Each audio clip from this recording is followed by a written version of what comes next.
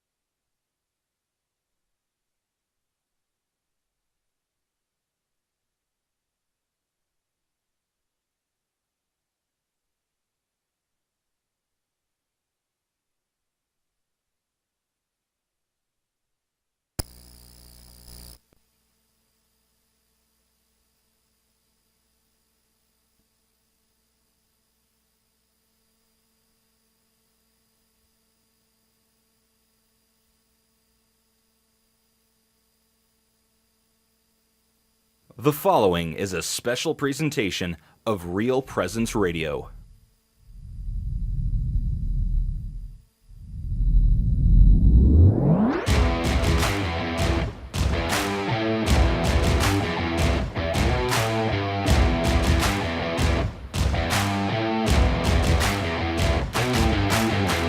On Real Presence Radio, welcome to the Knights Game Day Show, sponsored by Aaron's and First Premier Bank and Premier Bank Card.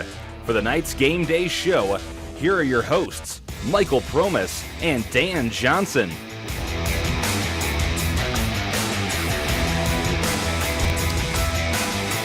Well, what a season it has been for these O'Gorman Knights. 8 games have come and gone, which means 1 game is left in the regular season.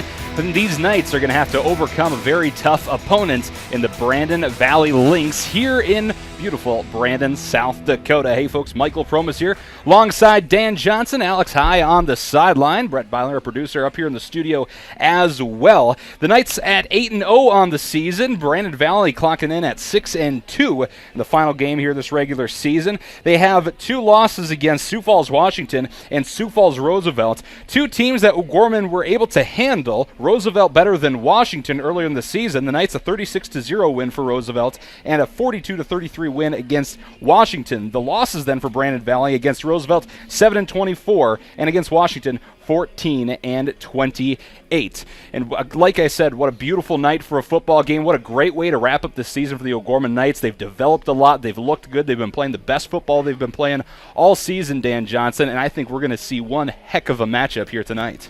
Comes down to this, the 9th game of the season. This all started on August 24th, that Friday night when Aberdeen came to town. What a season it's been! How fast it's gone! I can't believe here we are in the last regular season game here Thursday night. But you are correct. Coming down against Brandon Valley, probably the toughest team we've seen all year. Here, it's going to be here tonight. I mean, their 2 losses against Washington and Roosevelt, and we beat them. So it's going to come down to tonight. Tonight's the night. I think everybody in South Dakota is watching this game tonight. Hopefully you're listening to this game tonight, and if we can go 9-0, that'd be great. And a game that is, dare I say, more significant for Brandon Valley to win than it is O'Gorman. O'Gorman has clinched the number 1 spot because you have Brandon Valley, Roosevelt, Washington, and Watertown all sitting at 6-2, so they're all vying for those top spots, 2, 3, 4, and 5 respectively. And of course, every team wants to get 2, 3, and 4, being that top half of that 8-team bracket. And so, for Brandon to win would be huge for them. That could even clock them in at the number 2 spot, depending on how everything else shakes out. But for OG, they're just playing for that goose egg at the end of their record. Yeah, we'll have home field all the way through. Yes. But again, there's 9 teams, only 8 are going to make the playoffs. Right. And that's it's between Aberdeen Central and Rapid City Stevens right now. Who win tonight, get in, losers out. So they'll be the number 8 seed, and that's who we would play next Thursday night at the MAG next week. So playoffs start next Thursday night, folks, not Friday, Thursday night. So a lot at stake here for both of these teams in different ways, but it's going to make just for a fantastic football game. You're listening to the Knights Game Day Show, sponsored by Aaron's and First Premier Bank and Premier Bank Card. We'll step aside, and when we come back, we'll hear from the Brandon Valley Lynx head coach, Chad Garrow. That's on the way right here on the Real Presence Radio Network. At McGuire Iron, we believe in building a better tomorrow by providing unmatched services to deliver life-sustaining water. We're a family-run company that has been in business for over 100 years. We pride ourselves on using faith principles in our business practices every day. This deep faith in the church is why we support the Sioux Falls Catholic school system.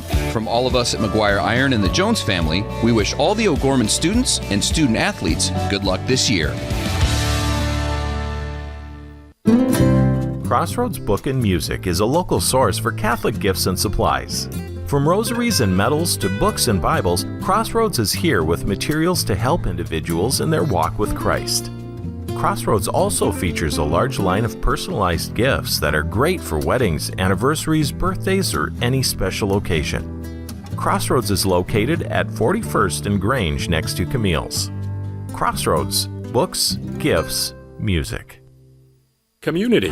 It's at the heart of everything we do at First Premier Bank and Premier Bank Card. From supporting area athletics to funding millions of dollars in academic scholarships, we continually seek new ways to improve and strengthen communities we serve. At the heart of these communities are people, our customers, and our employees. We work hard to ensure our customers are successful and our communities thrive. It's the Premier Way.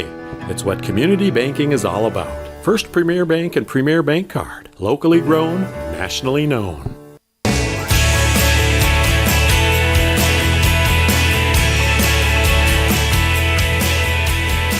Welcome back to the Knights Game Day Show, brought to you by First Premier Bank Card, and Aaron's. I'm now joined by Brandon Valley football coach Chad Garrow. Coach, your team went to Yankton last Friday night and defeated the Bucks 34-9. Your defense held a high-powered Yankton offense in check throughout the game. What did your defense do well to have success in that ball game? They did a good job once Yankton got inside the 30 or so, got the field shortened down a little bit. They didn't have as many odds. They weren't quite as effective. They were able to take away the big play. You know, huge in winning any football game. You can take away the big plays. Offensively, your team scored touchdowns on your first 3 possessions of the game and got 170 rushing yards in the first half. Why was the running game so effective in the first half, and how do you feel your offense played in the second half? First half, we tried to mix it up a little bit. We didn't really need to. So then we just started sticking with the run a little bit. They were giving us what we wanted to do, and they didn't make any adjustments. We just kind of stuck with it, kept trying to grind out yardage that way. They did a good job when we got inside the 5. There was at least 3 times where we got inside 10, I believe, that we didn't come away with any points. That was a little bit disturbing, and we'll need to be better at that Thursday night. Your team right now, Coach, is on a current 3-game winning streak, outscoring your opponents by a 24-point margin. You always want to be playing your best ball as you enter the playoffs. Do you feel your team is playing their best football right now this season? And if so, what do you see as the biggest improvement now compared to early on in the season? Yeah, I definitely think we're playing better than we played early in the year, and especially we started off with Washington, which was a tough test right away, and we had a lot of kids that had not even played in the varsity games. Now they have the 8 games of experience, and I felt like our offensive line has really come together now and started to do things that we like to do. I feel like our play action game has come together quite a bit with Carter Altoff and Skolton throwing the ball to them. So, we'll need to be very good against the Knights. They have a very fast secondary and a lot of speed everywhere, and not a lot of people score a lot of points. We need to, look at how other people have scored on them, and we need to do some of those things. Yet we need to run the ball like we did last year versus them, and kind of minimize what they can do defensively, getting those guys sideline to sideline. So we need to go right at them. And Coach, you kind of led into my next question. Your opponent tonight will be number 1 Sioux Falls O'Gorman, who's undefeated on the season. And last year, like you mentioned, you don't have Braden Peterson like you did last year, but he did run for 340 yards against the Knights and 3 touchdowns. And you just really, in the second half of that ball game, controlled the ball and just basically ran the ball down their throats. Offensively tonight against O'Gorman's defense, how important will it be to have an effective running game? And if nothing else, try to keep the O'Gorman offense off the field. And that's just it. Their offense is so explosive and scores and big plays with Bauer and the quarterback, and they just do so many things. They have so many weapons. You really need to control both line of scrimmages, make them a little bit one-dimensional, make them either just throw the ball or run the ball, whatever. Offensively, we need to control it. We have 2 kids this year that are sharing carries and are rushing for good numbers now, too. So they complement each other well. Jesse Steffels is a hard-nosed back and is going to run over guys, and Tate is real quick and real decisive in the hole, and is a good runner in between the tackles also.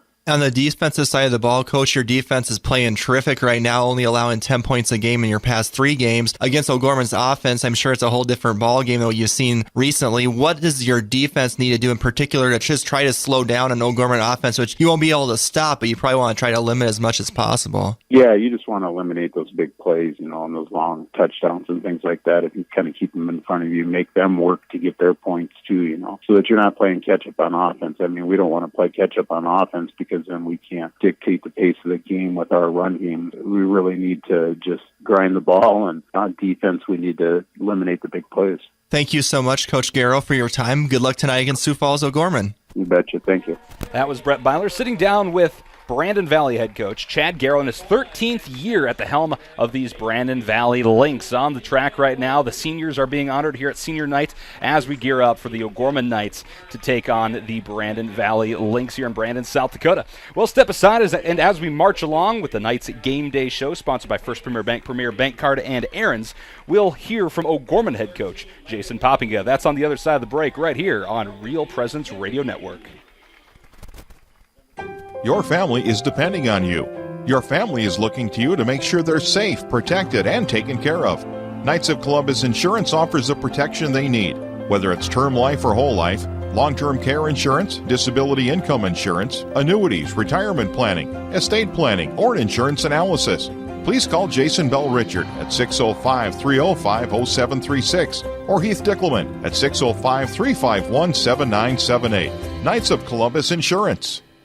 Morgan Stanley values long-term relationships with its clients. I'm Andy Demore, financial advisor with the Barnes Demore Group of Morgan Stanley's Sioux Falls office. Thad Barnes and myself know that building relationships begins with getting to know each client. We can create personal investment strategies to help meet retirement, education, and other financial needs. Andy and Thad can be reached at 338-6500. Investments and services are offered through Morgan Stanley Smith Barney, LLC, member SIPC.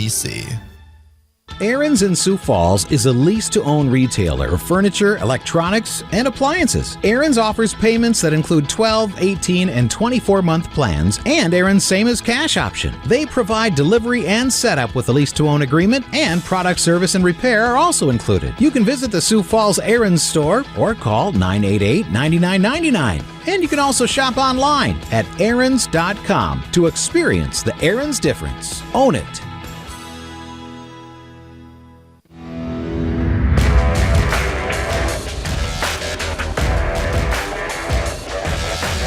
Welcome back to the Knights Game Day Show, brought to you by First Premier Bank Card, and Aaron's. I'm now joined by Jason Poppinga, Sioux Falls O'Gorman football coach. Coach, we're down to our last regular season game this week before the playoffs. We go back last week. We were waiting the trip up to Rapid City. We played the Rapid City Stevens Raiders, winning that one 62-7. We got off to a great start, 21-0 after the first quarter, 42-7 at halftime. It felt like in the first half, everything was clicking offensively, defensively. Just talk about what really impressed you about your team's play coming out and just getting on them right away.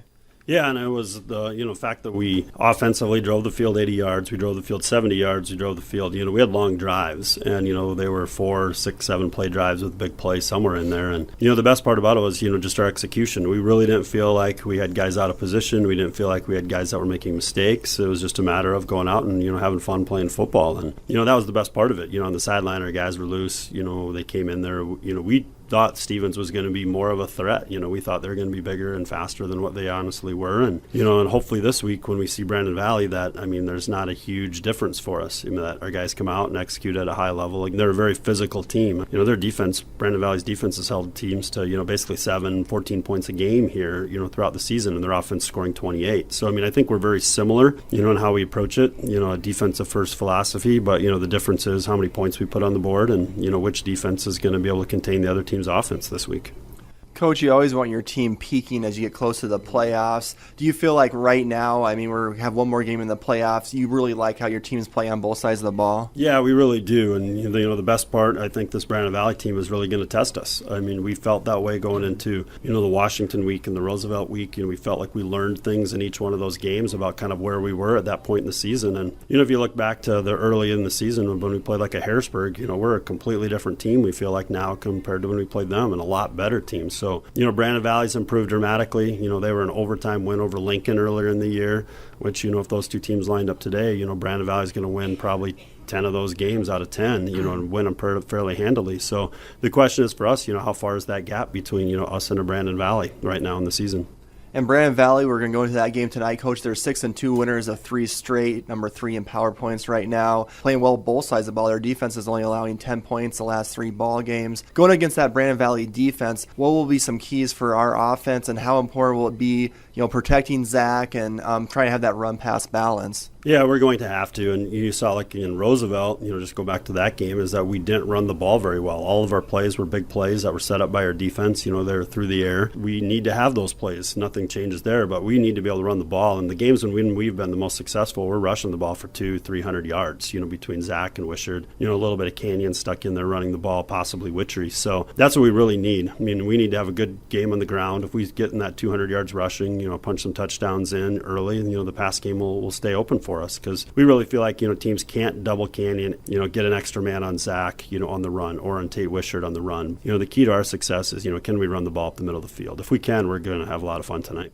And their offense poses some problems. They have a really tall 6'3" receiver, all top, 16 touchdowns going into the game. They have 2 running backs, both at over 600 yards rushing. What do you think our game plan defensively needs to be? Do you think they're going to try to run the ball quite a bit against us, try to isolate the receiver? What are you expecting from the Brandon Valley offense coming into the game tonight? Yeah, both. I think they feel like if they can get one-on-one matchups with the receiver, same as us. If we get a one-on matchup with Canyon, we feel like Canyon's going to win, 90% of the time. And I think they feel the same way with Althoff, that they get one-on-one matchup, he's going to win down the field. And the reason they get one-on-one matchups because they're running the ball successfully. We need to be able to stop the run in the box. You're going to see a ton of inside run from them. Their ISO, their wedge, their power game to the inside. Occasionally you're going to see a stretch to the outside in their zone, outside zone, and then they're going to look to play action us. And if our guys read their keys, play sound as far as their responsibility, and we don't give up the big play. And a year ago, that's what it was. It was 40, 60-yard touchdown runs, running ISO. If we can make them grind it out, then I think our defense is going to be able to hold them to that,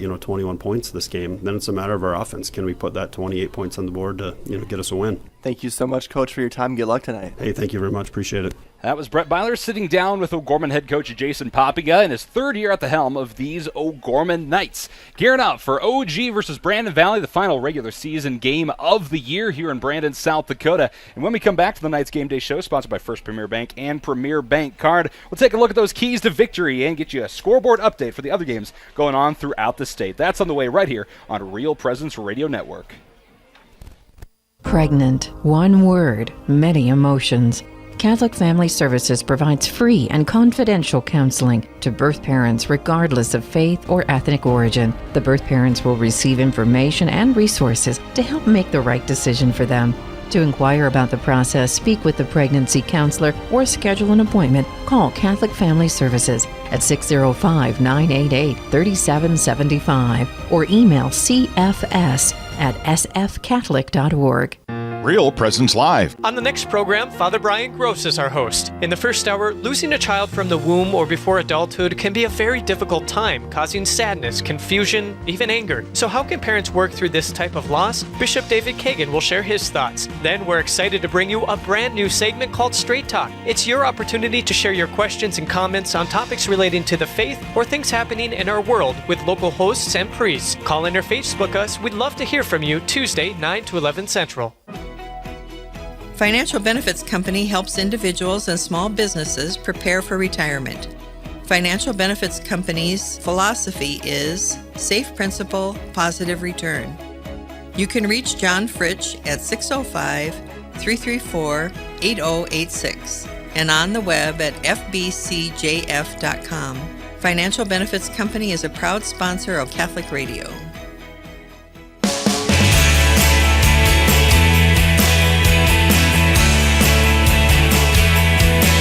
Welcome back into the Knights Game Day Show, sponsored by First Premier Bank Card, and Aaron's. Gearing up for OG at Brandon Valley, but there are plenty of other games going on throughout the state, throughout the area. Here's Dan with our scoreboard update. Okay, number 2, Sioux Falls, Washington. It's at home against Sioux Falls, Lincoln. However, that's a 6 o'clock start, and right now in the second quarter, Sioux Falls, Washington leads Lincoln 26-0. And in Pierre is playing Aberdeen Central in Pierre. In the middle of the second quarter, the Governors are up 16-0 over Aberdeen Central. So all the other 5 games are 7 o'clock starts. So at Yankton's at Harrisburg, Sioux Falls Roosevelt is up in Watertown, Brookings is up playing the Tigers of Heron, Mitchell is at Spearfish, and Stevens and Central have a in-town rival tonight in Rapid City. So it's a battle of Rapid City schools. Rapid City tonight. So, and of course, the teams that we're going to be watching out for are Washington, Roosevelt, Brandon Valley, and Watertown, especially that combination of Roosevelt at Watertown tonight. Those are the 4 teams, plus Brandon Valley, those are the 4 teams that are vying for that second, third, and fourth place spots, and the loser of that points battle is going to be number 5. And I'm also watching the Stevens Central, because Stevens and Aberdeen Central tied for 8th and 9th. And so that's what we'd get. So if Stevens wins and Aberdeen loses, we'll be playing Stevens again next week at home. So every game's critical tonight. And it's not just AAA. Everybody plays tonight across the whole state.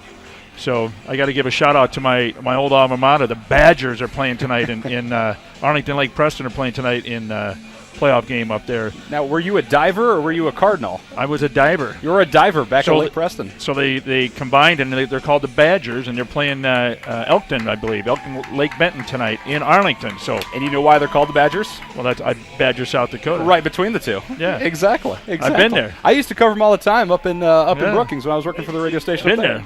Great schools. All right, that's a look at your scoreboard updates. Let's take a look then at the keys to victory for tonight's matchup, OG at Brandon Valley. Sponsored by John Fritsch, the Financial Benefits Company. Here is Mr. Fritsch.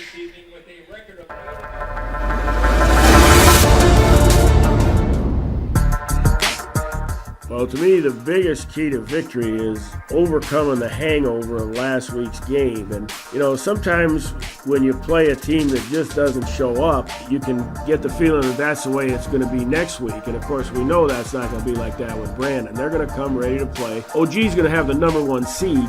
Brandon has a chance to maybe improve their position. It's a home game with them. They always play OG tough. They've got a quarterback fairly tall that can throw, a good receiver, all tough, a couple of backs. I look for Brandon. They can throw it. They got a tall receiver. He's going to be tough. Any team that's good usually has a good quarterback, a good receiver, and a good running back. Well, they got 2 running backs that kind of take that function of 1 good running back. It's a home game. They're going to look to maybe improve their playoff seeding.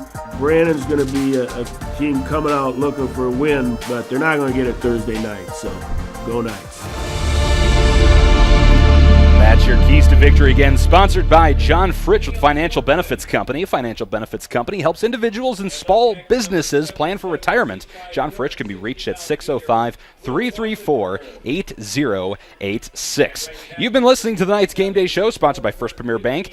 Premier Bank Card, are proud sponsors of the Sioux Falls O'Gorman Knights. First Premier Bank Card, locally grown and nationally known. Also brought to you by Aaron's. Aaron's is a lease-to-own retailer of furniture, electronics, and appliances. You can visit the Sioux Falls Aaron's store or shop online at aarons.com to experience the Aaron's difference. We'll step aside when we come back. Tonight's matchup, the O'Gorman Knights versus the Brandon Valley Lynx, 8-0, 6-2, respectively, the final regular season game of the season. That's on the way right here on Real Presence Radio Network.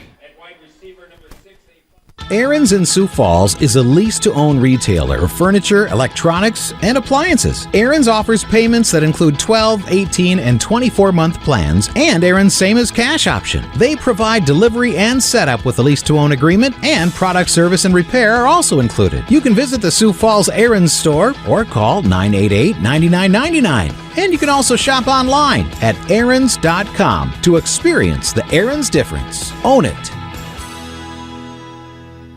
Providence Financial is committed to protecting what matters most to you, your family, and your future. Mark Promis, a trusted choice independent insurance agent with Providence Financial in Sioux Falls, does not work for any one insurance company. He works for you. Mark provides coverage for home, auto, business, health, life, and more. And he can customize policies for you. To make an appointment with Mark, you can call 605-376-3227, or you can visit him at 3208 East 26th Street. Community. It's at the heart of everything we do at First Premier Bank and Premier Bank Card. From supporting area athletics to funding millions of dollars in academic scholarships, we continually seek new ways to improve and strengthen communities we serve. At the heart of these communities are people, our customers, and our employees. We work hard to ensure our customers are successful and our communities thrive. It's the Premier way. It's what community banking is all about. First Premier Bank and Premier Bank Card. Locally grown, nationally known.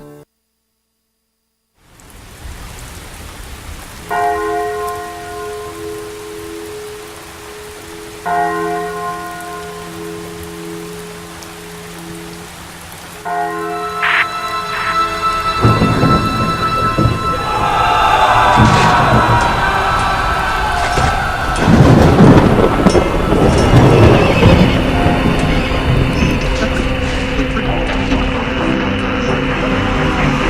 the snap, fakes the legacy.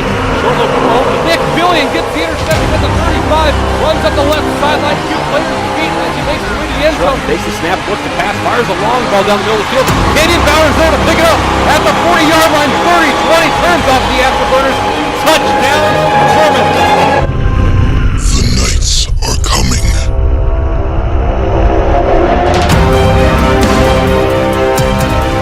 On Real Presence Radio, this is O'Gorman Knights football.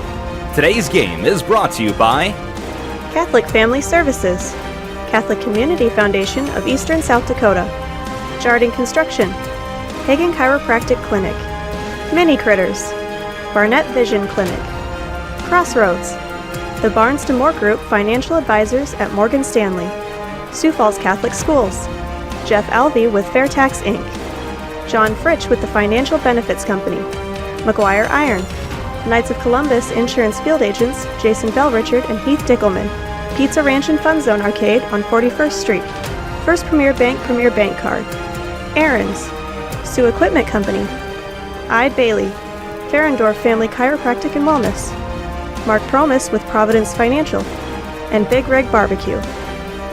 With all the exciting action of O'Gorman Knights football, here's Michael Promis and Dan Johnson. Well, folks, what a season it's been. 8 games have come and gone, leaving that number 9 game here tonight at Brandon Valley High School in beautiful Brandon, South Dakota, as the 8-0 O'Gorman Knights get ready to take on the 6-2 Brandon Valley Lynx. I'm Michael Promis alongside Dan Johnson, Alex High on the sideline, and our producer Brett Byler in the booth as well. We are going to tune in, though, right now to the playing of the national anthem by the Brandon Valley Marching Band. We will tune into that and pay respect to the colors. Brandon American Legion Post 318 and Valley Springs American Legion Post 131. God bless our veterans and active military and all they do for our nation and our local communities. Proper flag etiquette is to remove all headwear, face the flag and put your hand over your heart. Active duty and military personnel or veterans not in uniform may salute the flag. Singing our national anthem this evening will be the Brandon Valley School Concert Choir under the direction of Mr. Terry Gullickson. Ladies and gentlemen, our national anthem. Oh, say, can you see by the dawn's early light what so proudly we hailed at the twilight's last gleaming, whose broad stripes and bright stars through the perilous fight for the ramparts we watched, whistles gallantly streaming, and the rockets red glare, the bombs bursting in air, it proved through the night that our flag was still there.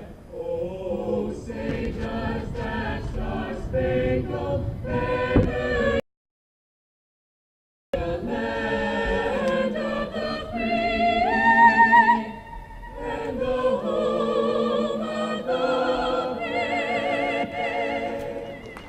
A national anthem sung by members of the Brandon Valley Choir. Fantastic job there, and a moment of silence while the colors are retired.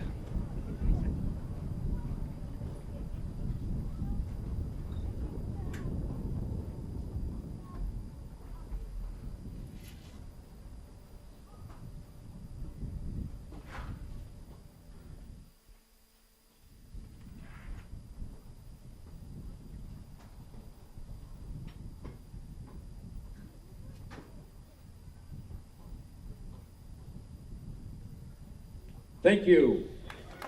All right, gearing up for the 8-0 O'Gorman Knights to take on the 6-2 Brandon Valley Lynx. Game 9 of the season should be a fantastic matchup between two teams that have developed through the season very, very nicely. But before we begin, let's begin this game in the way we should begin all good things. This is Father Timothy Smith from the Cathedral of St. Joseph. Let us now gather our thoughts and minds for prayer.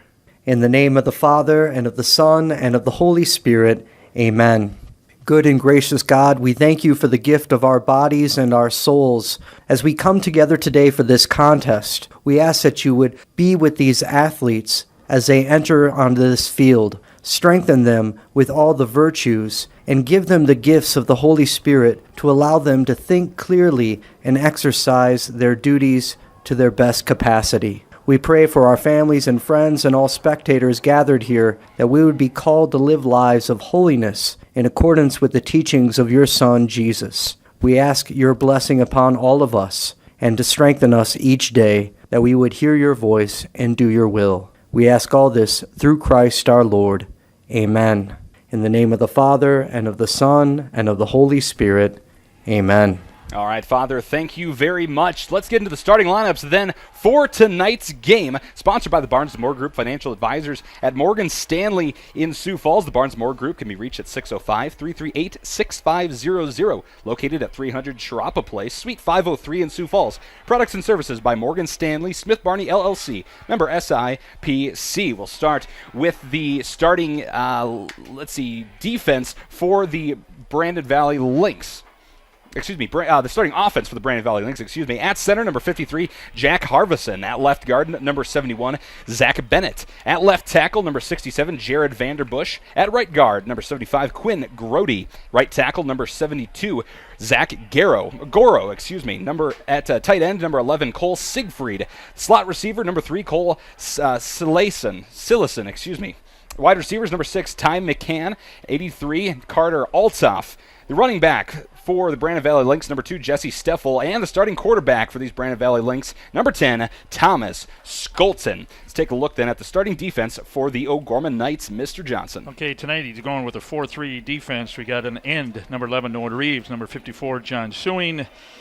Tackle, number 66, Brady the House Beck, number 44, and Aiden Thomas. Our linebackers, C.J. Stuckel, Evan Wittrey, Alexander Kwalachek. And our corner is Andrew Pajado and Bo Blunt. And our safeties are Zach Norton and George the Jungle Swayback. All right, Dan, thank you very much. Your starting lineups for tonight's game, again, brought to you by the Barnes & Moore Group, financial advisors at Morgan Stanley.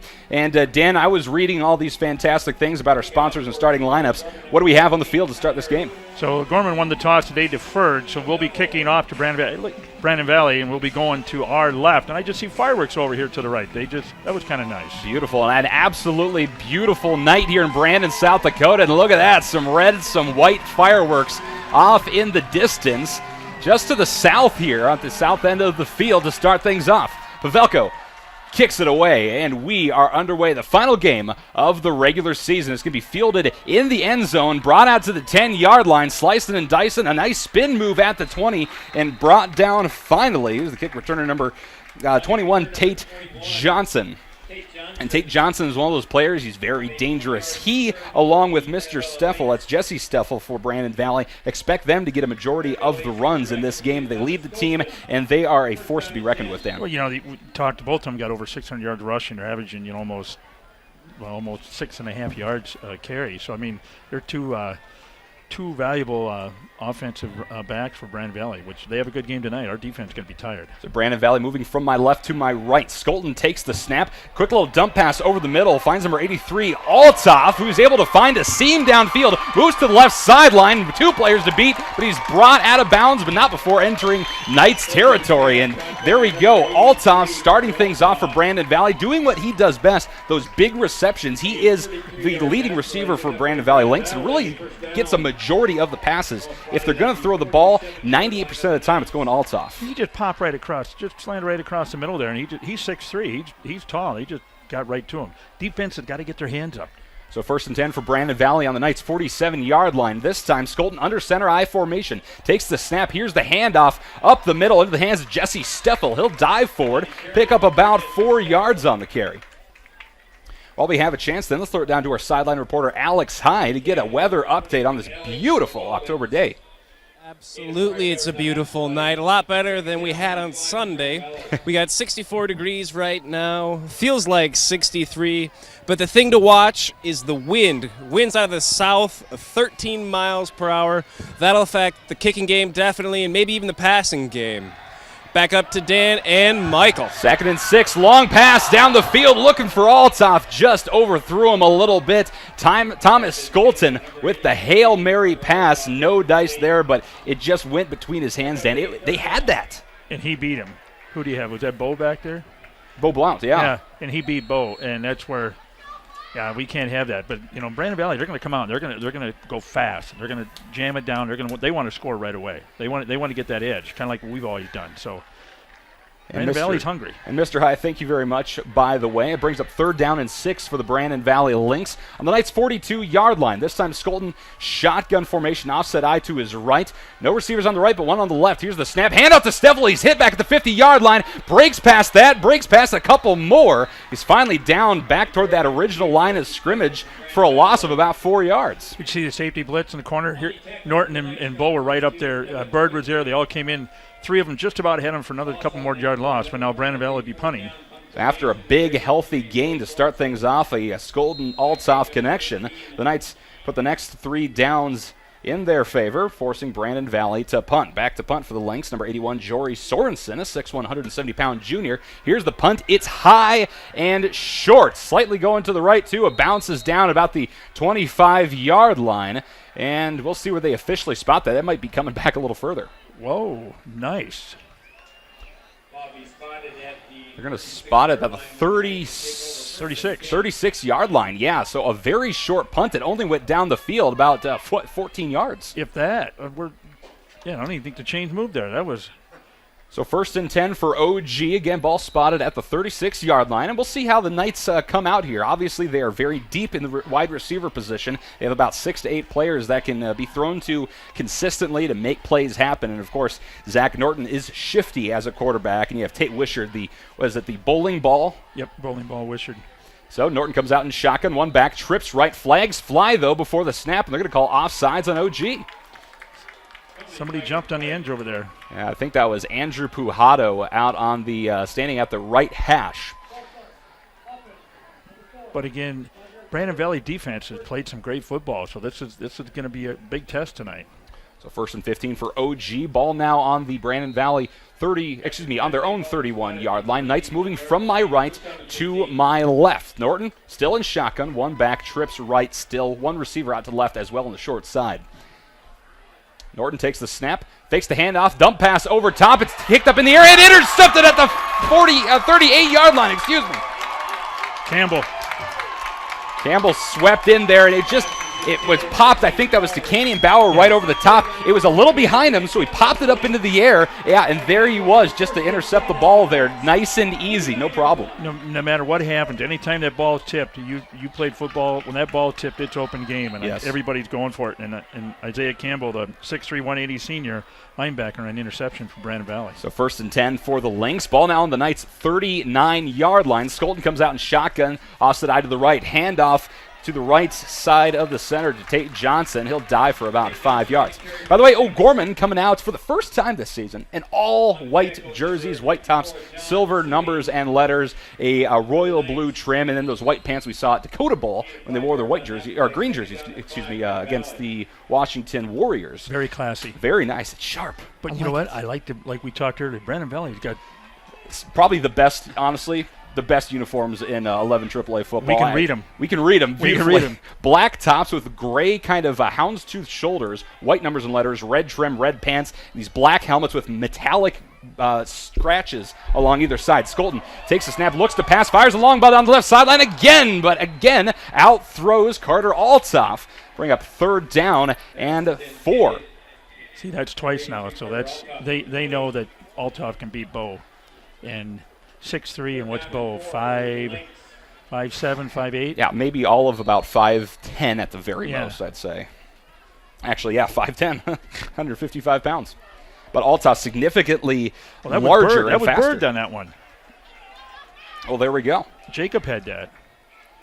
So brings up 3rd down and 4. Skolton, I formation under center, takes a snap, hands off to Steffel up the middle. He's going to dive forward, extends his body across the line, and that'll be a 1st down for the Lynx.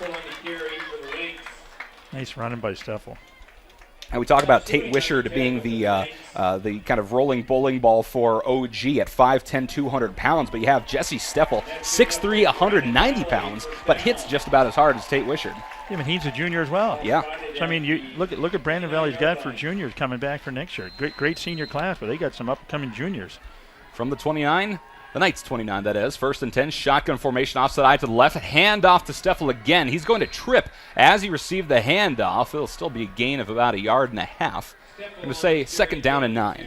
You see how the Knights are fired up there. They got him for the little bit of a loss or held him there. Now they're getting pumped. And I tell you what, a momentum swing is what the Knights need right now. Starting things off with an interception, first play of their first offensive possession, not good for that morale. Nope. So 2nd and 9, ball in the Knights 28. Skolton, under center, I formation, split receivers, one either side. Here's the snap, hand off to Steffel up the middle. He's going to bounce off the back of his center and then hit the turf at about the 25-yard line. Good for a gain of 3. So 3rd and 6. For the Lynx. Now, one thing we do need to point out, one of the weak points for Brandon Valley is their special teams. Their kicker, number 81, Jory Sorensen, good at kicking off, but he's not had a lot of success at field goals this year. No, he hadn't really attempted them, and he's missed. I think he attempted 2 and missed them both. Right. So they're not a big field goal kicker. Team. So that's in our favor. 3rd and 6. Skolton in shotgun. Moves one receiver from right to left. That's 2 on the left, 1 on the right. Takes the snap, fires it left side. It's going to be caught past the 20-yard line and caught by number 3. That's Cole Siliuson. And that'll be good for a Lynx 1st down. He knew right where the mark was. Just a quick little out pattern and up and out. No problem whatsoever. Good catch. The 1st and 10 from the Knights' 19-yard line. The first time Brandon Valley's been in the red zone this game. Knights bringing the house a little bit more, playing up. Skolton, I formation. Split receivers. Here's the snap. Drops back to pass, looking right side. Fires it away, the right side of the end zone. Wants Althoff, but not even close. He was about 5 yards overthrown as Althoff trips over the defender there. No, they like Althoff out there. That's... Mm-hmm. And that's kind of his range. I mean, they want to give him those deep passes where he can jump up and make a play, but in order for that to happen, Skolton's got to get the ball, in the right spot. Well, it kind of reminds me of Lincoln. Wasn't Lincoln to get a couple of tall receivers? Yeah. And, they just like he just lobbed the ball. Just kind of throw it up there and make a play. Yeah. So 2nd and 10 for the Lynx. Still in the 19, 0-0. 7:32 to play in this first quarter here at Brandon Valley High School.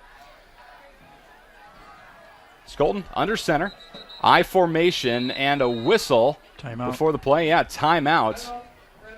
Brandon Valley wants to burn their first of the game. We'll step aside as well. At the 7:32 mark, Knights 0, Brandon Valley Lynx 0 as well. We'll step aside, be back with more football right here on Real Presence Radio Network. You're listening to the RPR Network. FM 94.5, KGWD Sioux Falls, and FM 91.3, KSTJ Hartford. Real Presence Radio, your family of faith and hope. Whether you need to be fitted with eyeglasses or contact lenses, or you need a comprehensive eye exam, Barnett Vision Clinic in Sioux Falls utilizes the latest technology and treatments available. Barnett Vision Clinic offers a wide selection of eye care products, including sunwear, eyewear, and contact lenses to fit your specific eye care needs. Barnett Vision Clinic offers a same-day pay for patients without vision coverage. Their number is 605-335-7757 or online at barnettvisionclinic.com. Morgan Stanley values long-term relationships with its clients. Andrew DeMore and Thaddeus Barnes, financial advisors with the Barnes DeMore Group of Morgan Stanley's Sioux Falls office, know that building relationships begins with getting to know each client. Andrew and Thad can create personal investment strategies to help meet retirement, education, and other financial needs. Andrew and Thad can be reached at 338-6500. Investments and services are offered through Morgan Stanley, Smith Barney LLC, member SIPC.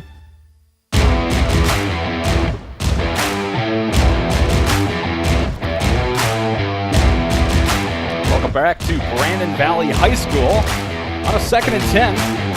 Thomas Golden hands off to Tate Johnson up the middle. That'll be good for a gain of about 4.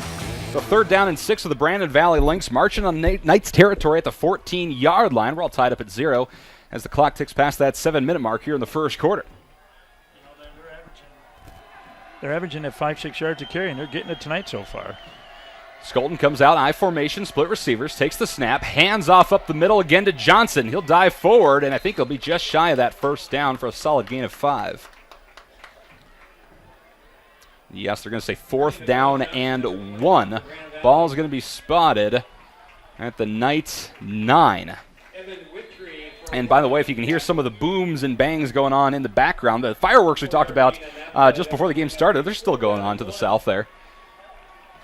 But kind of fun. You don't see fireworks in October very often. There's usually not a whole lot to celebrate with fireworks. Here we go, 4th and 1 on the 9-yard line. Skolton, shotgun, offside to the right. One receiver to the left, empty to the right. Ball in the middle of the field. Here's the snap, handoff up the middle. Steffel dives into the air over the line, and I think he's got it.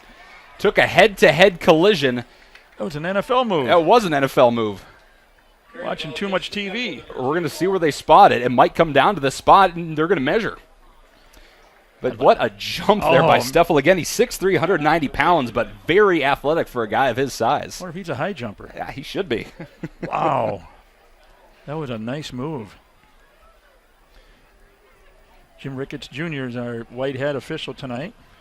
They bring out the sticks, place it down. Here's the extension, and they're going to give it to Brandon Valley. Just had the nose of that football on the stick to give the Lynx the 1st down. And that's a rounding error is what that comes down to, Dan. But hey, part of the game, and again, a great move by Steffel. Very dangerous, but hey. You can get hurt pretty good. It paid off. Yep. It paid off. So 1st and goal for Brandon Valley. Ball spotted on the Knights' 8-yard line. 0-0, just under 6 in this first quarter. Skolton, under center, I formation. One receiver to his left, empty right. Puts a tight end in motion into the slot. Here's the snap. Handoff up the middle. Steffel, he finds a hole, dives into the end zone. Touchdown, Brandon Valley. Kind of untouched. He saw that B gap, and he just went right in there. And them linemen, they blocked out, did a terrific job. He just kind of swung right in there. And they tell every offensive lineman in high school and beyond that you don't just block one guy. Your job's not to block one guy on those run plays. It's to get up to that second level, and that offensive line did a fantastic job pushing away the defensive lineman a little bit and then getting on those linebackers to open up just a wide open gap for Steffel to run through. So on to kick the PAT, 81, Jory Sorensen. The place, the kick, it's up, no problem whatsoever. 7-0, Brandon Valley takes the lead with 5:44 to play in the first quarter. We'll step aside. This is O'Gorman Knights football on Real Presence Radio Network. When you look to the future, is the road there inevitable? It's not. That's why O'Gorman education matters. It's where you'll grow in your faith, be challenged, celebrate, and become part of a community. These are the moments that will shape your life. This is where your path will unfold. What are you waiting for? You belong in blue. Eide Bailly, a CPA firm, provides tax, accounting, assurance, and business advisory services to clients across the nation. With offices in Sioux Falls and 33 locations in 14 states, Eide Bailly is the workplace to 2,000 professionals. The firm has been serving clients for over 100 years. You can contact Eide Bailly online at eidebailly.com. Eide Bailly is a proud supporter of O'Gorman Knights athletics and activities.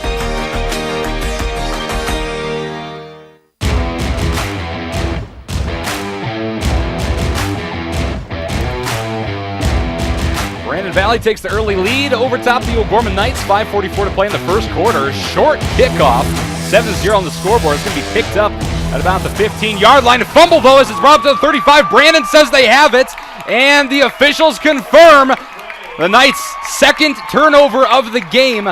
And, folks, there's only been one offensive possession in the game. I believe that was Canyon Bauer that got that kickoff return and just slipped out of his hands on the hit. I thought he was down. I mean, he was down and it looked like a knee. I'd like to see the replay of that, but we don't have that accessibility. But, yeah, just bad. Canyon hesitated a little bit, saw the gap open and took off, and then he went down, and then he fumbled on the way down. But it looked like he was down from here. But they get the ball on the 36-yard line for Brandon Valley here. And Canyon Bauer's not one to fumble the ball very often. I think that's probably only the second time we've seen him fumble in the past 2 years that we've been watching him.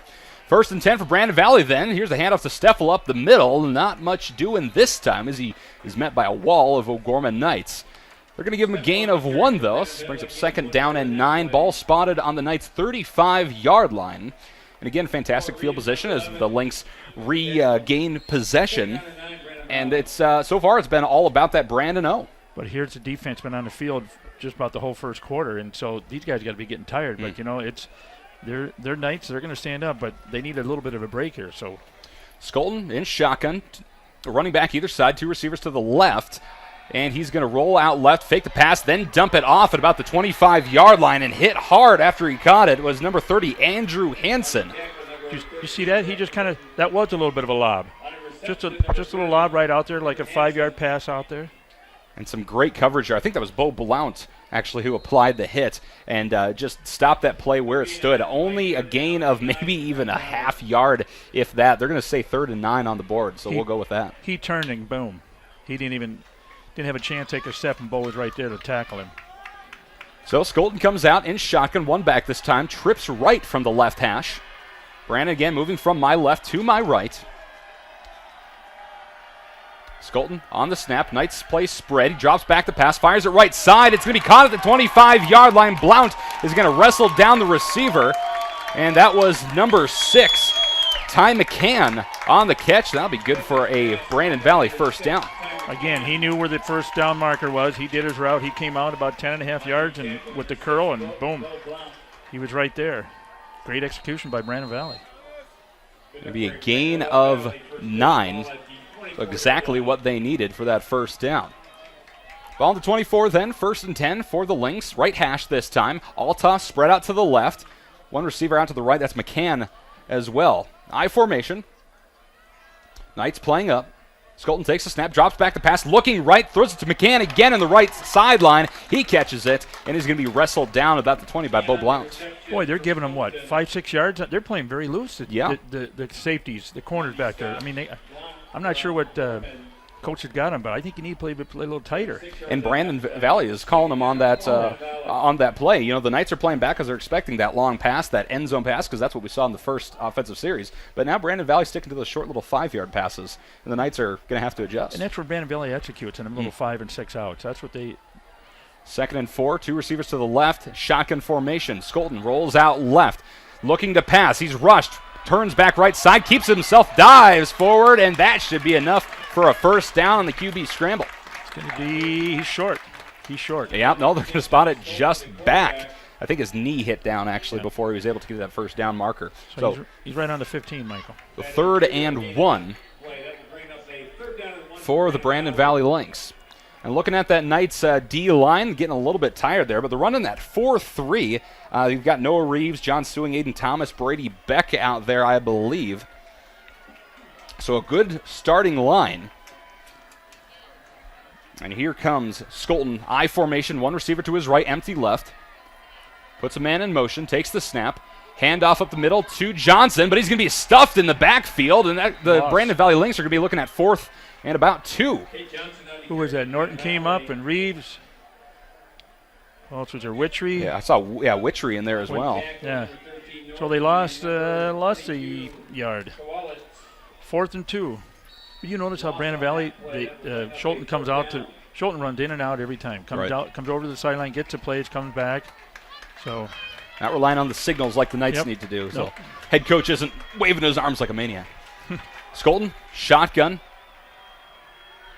Running back to his right, slot receiver, 2 receivers to his left as well. Looks to pass, drops back, looking to the end zone, fires it to the left corner, and it's incomplete. He missed his receivers. Yeah, reaching up to try to pull it down was Cole Siegfried. A good defensive play that time. Siegfried just couldn't come it down, but did you see McCann in the corner of the end zone? That's what I say. He wasn't reading. He was going for that first guy. He didn't look at his second read because he was covered. McCann was over in the sideline. He was waving his hands wide open. In the end zone, jumping up down, completely uncontested. Just a missed pass, and the Knights got lucky, infinitely lucky on that play. But I wonder where the missed coverage was there. Who didn't pick McCann up?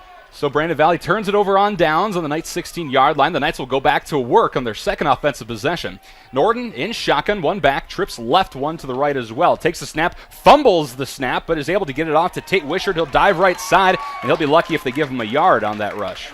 Here we are, a minute 35 to go in the first quarter, and this is what, our second offensive play? Yeah, second offensive play, second possession. Yeah. Of course, the first possession yielded a interception on the first pass. 1:30 to play in this first quarter. Knights trailing 7-0 over Brandon Valley Lynx on tonight's senior night here at Brandon Valley High School. Always good to see the parents. A great turnout as well. Plenty of Lynx fans, plenty of OG fans as well in the student section clad in neon colors. Nice venue. This is a very nice venue. Brand new turf this year as well. Norton trips left. Wishart to his left as well. Takes a snap. He's going to keep it himself. Rolls out left. Trying to find a gap. Eventually does after some dancing, but takes a hard hit. Spins around. Moves backwards a couple yards. And again, maybe we'll be lucky if they give him a yard on that run. Yeah, give him maybe a half a Yep, they give him about a half a yard. So we'll stick with third down and we'll say 2. Or third down and 8, excuse me, off of the 1-ish yard gain. Ball on the 18 now, left hash. 30 seconds to go here in the first quarter. Knights will get one more playoff here before the second quarter, and they switch sides. Norton in shotgun, one back. 2 receivers to the right, 1 to the left on the short side. Here's the snap. He's going to fake the handoff, rolls out right side, keeps it himself. Trying to get past his defenders, but he runs backwards again, and is going to be brought down for maybe a loss of a yard. And some very uncharacteristically nervous running from Zach Norton. He actually ran backwards. He's not running north and south. Instead, he's kind of running side to side, and it's almost losing him yards. They're taking that sweep and going right, and it's not there. It's not. And they're playing some great D on Brandon Valley. That's the end of the first quarter. The O'Gorman Knights, after one, trailing Brandon Valley Lynx 7-0. We'll step aside. This is O'Gorman Knights football on Real Presence Radio Network. Fairtex Inc. is a locally owned and operated tax and bookkeeping company serving Sioux Falls and the surrounding areas. We prepare tax returns for individuals and businesses and provide a range of financial services for small businesses. Fairtex Inc. is located at 1727 South Cleveland Avenue and can be reached at 605-336-1669 and online at fairtaxinc.com. Member NATP and NAEA. Big Rig Barbecue brings a Texas-style barbecue to South Dakota. They use a real wood smoker for all their meats, every single day. Big Rig Barbecue serves sliced brisket, pulled pork, chicken, and ribs. They offer pre-orders for smaller events and gatherings and cater for large events, including parties, meetings, and graduations. Big Rig Barbecue's new sit-down location is on the corner of 41st and Minnesota. Their website, bigrigbbbq.net.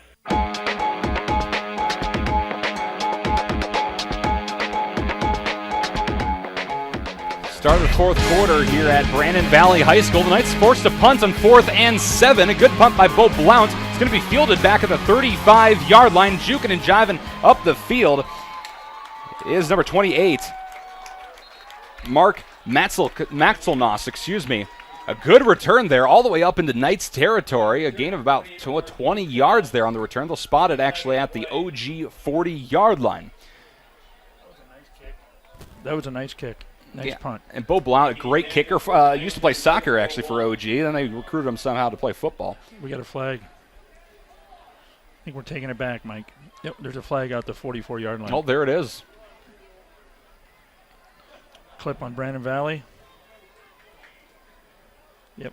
Yeah, officials talking to the OG players. It's definitely going back. We'll see if it's a spot of the ball. That could be a big benefit for the Knights. We'll get the call here.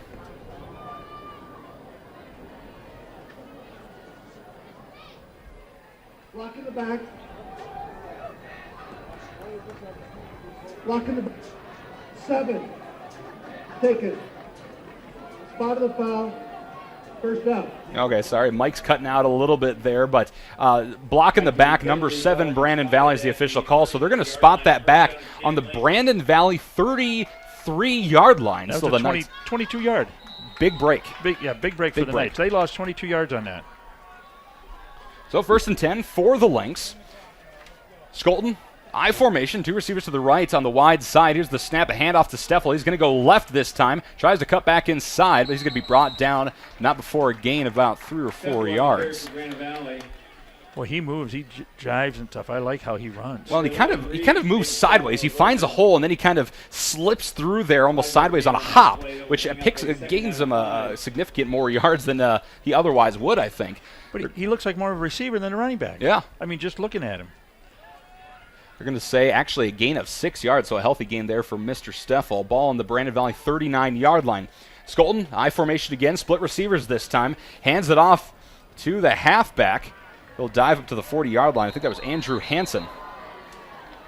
Gain of 1. About a half a yard. Well, we have a chance then. Let's take it down to our sideline reporter, Alex. Hi, Alex. What's the feel on the sideline for these O'Gorman Knights? This will stop at number 54, John Sioux. Oh, I think we lost him a little bit there. Can't. We'll check back with Mr. High here once he checks his mic. 3rd and 3 for the Brandon Valley Lynx on their own 40. Skolton, I formation, 2 receivers to the right. Fakes the handoff, looks to pass, fires the long ball down the right side, down the middle of the field, It's caught by Altoff over the shoulder, and he is able to make it to the end zone. Touchdown, Brandon Valley. Just beat Andrew Pujato, who was just on the heels of Altoff. Pujato dove to try to stop him, but Altoff was too far ahead, barely tripped him up, and Altoff was able to trot on in for another clean 6. Another second, Aiden Thomas would have got him. He was going, Aiden just about had him, and I think Aiden was held there coming in on him, and that's what he was talking to Ricketts about that on the way down. So 13-0 pending the kick by number 81, Jory Sorensen. Here's the snap, place, kick, almost blocked, but it sails through the uprights for an extra 1. 14-0, the Brandon Valley Lynx leading the O'Gorman Knights with 10:54 to play in the second quarter. We're going to keep it right here and see if we can't get Mr. Alex High on the sideline. Alex?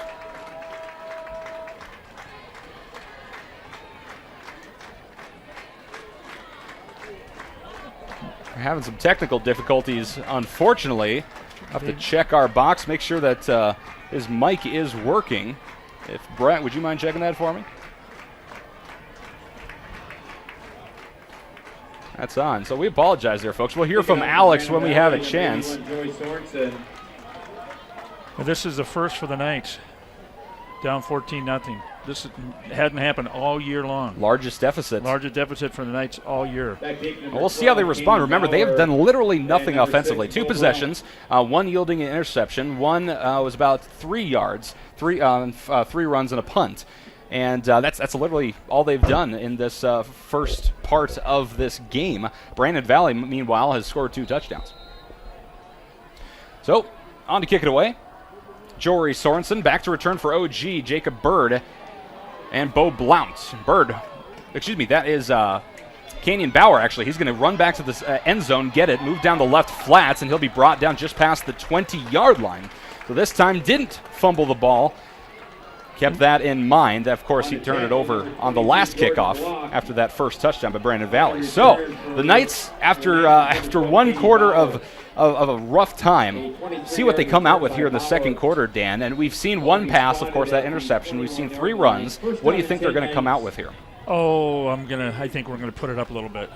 I think you have to. But I don't want to be desperate. But you're down 14-0. But They got to get back into this. Norton and we have shotgun. to score here. Sorry. Trips right, takes the snap, hands it off to Tate Wishart up the middle. He's going to be grabbed as he crosses that line of scrimmage. We don't see him just held up and stopped immediately in his tracks, but Sam Kroenke, the 6', 280-pound senior, was able to do that. They'll bring up 2nd down and 10 for the Knights on their own 22. The offensive line's got to step up now. Washingberger, Runchler, Sorensen, Thompson, and Wolf, they're going to have to do their job tonight. They're going to have to make that block, make them holes, and so we can get the bowling ball through there. The Knights stacked up tight on the right side, left hash. Norton shotgun, takes the snap, drops back to pass, looking right. Heavy pressure, though, scrambles up the middle of the field. Cuts back in and out, picks up the first down. He's going to be hit at the 35, 36-yard line. He'll dive forward a little bit more. I think they'll spot about the 37. You see how he hesitates? He hadn't done that all year, has he? Like that. So the problem that I have with that is that that's when the linebacker is coming up behind you, they're chasing you. That's when they can pop the ball out. Because you don't really, somebody's on your tail and chasing you, but you really have to protect that ball.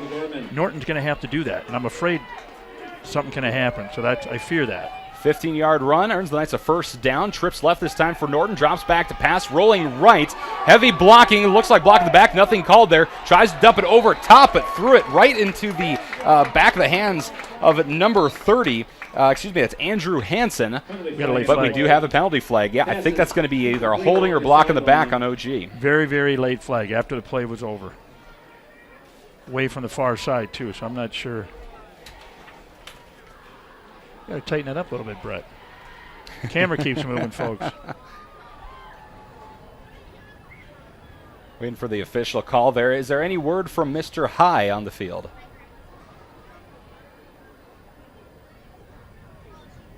Picking it up. There is no flag because the ball did not cross the line of scrimmage. Okay, so they were saying... Second down. They were saying that it was going to be a legal forward pass, not the block in the back that we saw. But again, that's correct. When it doesn't cross the line of scrimmage, it's legal. Right. It's considered a part of the play. Yeah, right. Yeah. Essentially like a fumble would be scored, actually, statistically wise. So 2nd and 10 for OG, ball on their own 37. Norton shotgun again, stacked up, 3 receivers on the right, 1 back. Here's the snap, and offsides on OG. Canyon Bauer and Jacob Bird got a little bit antsy and moved before the snap. You see how the defense, Brandon Valley, they're moving around. I mean, they're throwing a 4, they're throwing a 5. They'd had a 5-man line right there. Now pin the Knights back 5 more yards, bring up 2nd down. Second down and 15. Ball now on their own 32-yard line. 9:44 to play in the second quarter. Knights trailing 14-0 here at Brandon Valley High School. Norton come out, 2 receivers either side, 1 back in shotgun. Takes a snap, drops back, looking left, swing pass over left side to Wishart. He's going to bring it up about 2-3 yards, but there's Brandon Valley on the corner to stop that play before it goes any further. They read that the whole way. Yes. I mean, Tate went out on the side. They read that the whole way. 3rd down, and we'll say 12 for OG. They're going to give him that extra yard. Ball on the Knights' 35-yard line. Brandon Valley playing back a little bit here. At least they're showing that for now. Now coming up just a hair. Norton, spread receivers, takes the snap. Screen pass to Canyon Bauer, right side. He's able to pick it up, but he's met by 3 Brandon Valley links almost immediately. Surges forward a little bit up to the 40-yard line for a gain of about 7 yards, but that won't be enough for the Knights. They're going to have to punt on 4th down. Nope. On the stop, number 35. Canyon Bauer lost his hat a little bit there as he trots back to the sideline without his helmet. They want the clock. They're going to reset the clock. The clock ran about 10 seconds there. They're going to reset the clock, I think. Maybe not. Clock at 8:43. They're going to let it play. Bo Blount back to punt for the Knights. Back to return, number 28, Mark Matzelnoss. Here's the punt. It's low, but it's got plenty of power. It's going to juggle up to the 20-yard line. It's fumbled. The Knights pick it up. That's the break we needed, Michael. Matzelnoss Who was that? Picked it up right in front of a Knights defender. He was popped immediately, lost the ball, and the Knights were able to cover it. Ball was fumbled by number Was that Witchery? Is that 32? O'Gorman recovered. Ball will be spotted at the 21-yard line. I think it was Witchery that hit him. I think you're right. Oh. big guy like Witchery getting downfield, doing a great job, especially since there wasn't a lot of hang time, not a lot of time to really get down the field, and that was probably one of those kicks that Matzelnoss probably should have just let go. This is what we needed right here. We needed something here. So 1st and 10 for OG on the Brandon 21. Norton spread receivers, screen pass over left side, picked up by Pujato just barely though. Surges down the left sideline. That'll be a healthy gain of 8 yards. That's the second largest play of the night for OG. Of course, 15-yard QB keeper by Zach Norton. The biggest reception at least. You see the force on that play, by the throw up in Norton? He's throwing that hard. You can see the obvious swing and energy, too, for the O'Gorman Knights. 2nd down and 3 for OG. Ball now on the 14-yard line, left hash of the Brandon Valley Lynx. Norton shotgun, 2 receivers either side. He's going to take the snap, keep it himself. Jukes and jives left. There's a 1st down. Looking to the end zone, but he's going to be brought down at about the 3. 1st down. Carry number 13, Zach Norton. The Knights finally showing a little sign of life here, and these past 2 plays look more like the OG that we've seen this season. You know how Coach came out in his pregame, the keys to the victory. He kind of said that, you know, how when you play a team like we did Stevens last week and we just 63-7, and you get the kind of lackadaisical, and you come in here and it's like maybe that's what's happening. As Coach Fritz said, that, you know, called it a win hangover. Yeah, that's it. So, 1st and goal for the Knights on the 4. Norton under center. Everybody tight. Here's the snap. He fumbled it at the 4-yard line. Do the Knights have it? He fell right on it. Yes, the Knights will have it. A loss of 1 or 2 yards off of the muffed snap. That's the second bad snap we've seen in this game already by OG. Oh, where's the stickum? You guys don't remember that. No, I don't. Back in the 70s, it was legal. You should probably explain that more. I'm just saying, you could spray your hands back then. Oh, the stickum, the gloves. Oh, yeah. We didn't have gloves. You actually sprayed your hands. So 2nd and goal for the Knights. Ball spotted on the 5-yard line. Norton shotgun. Spread receivers. Takes the snap. He's going to keep it himself. Rolls left side. Dives forward. He's going to be shy of that end zone. They're going to spot it back down about the 3. Yeah, that's 2 times. He's going over in Renshaw and Waschenberger's side. He sees the left side is a little bit stronger tonight, or a little bit weaker on Brandon Valley, so he's pushing that left side. They're actually going to spot the ball at the 4-yard line, so we'll say 3rd and goal from the 4. This is do or die time for the Knights if they want to keep up this momentum and keep up the Lynx. 14-0. Knights knocking on the door. 6:45 to play in the 2nd quarter. Norton shotgun. 2 receivers spread to the right, 2 tight to the left from the left hash. Takes a snap, looks to pass, dumps it left corner of the end zone, reached up, caught. Is he in? No, they're going to say he was out of bounds. No good on the catch. That was Andrew Pujato, I believe, at the corner of the end zone. Wow.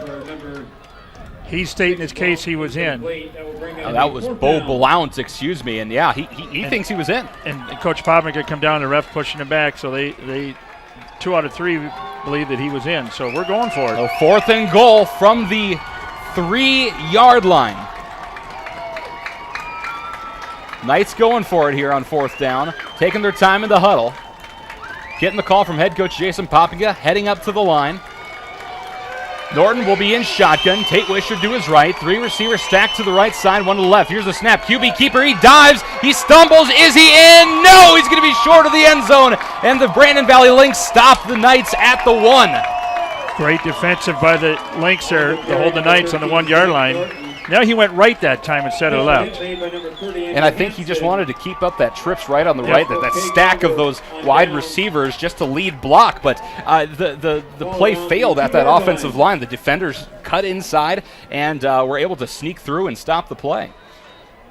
But now that Brandon Valley's deep at the 1-yard line here, and you never want to be – your quarterback never wants to be in the end zone. No, it's unnerving. Yep. You're Skolten in shotgun, hands off up the middle, but breaking through is Steffel up to the 5-6 yard line, and they are out of dodge. Say gain of 4 as they spot at the 5-yard line. 6:15 on the clock in the 2nd quarter. Knights trailing 14-0 here at Brandon Valley High School.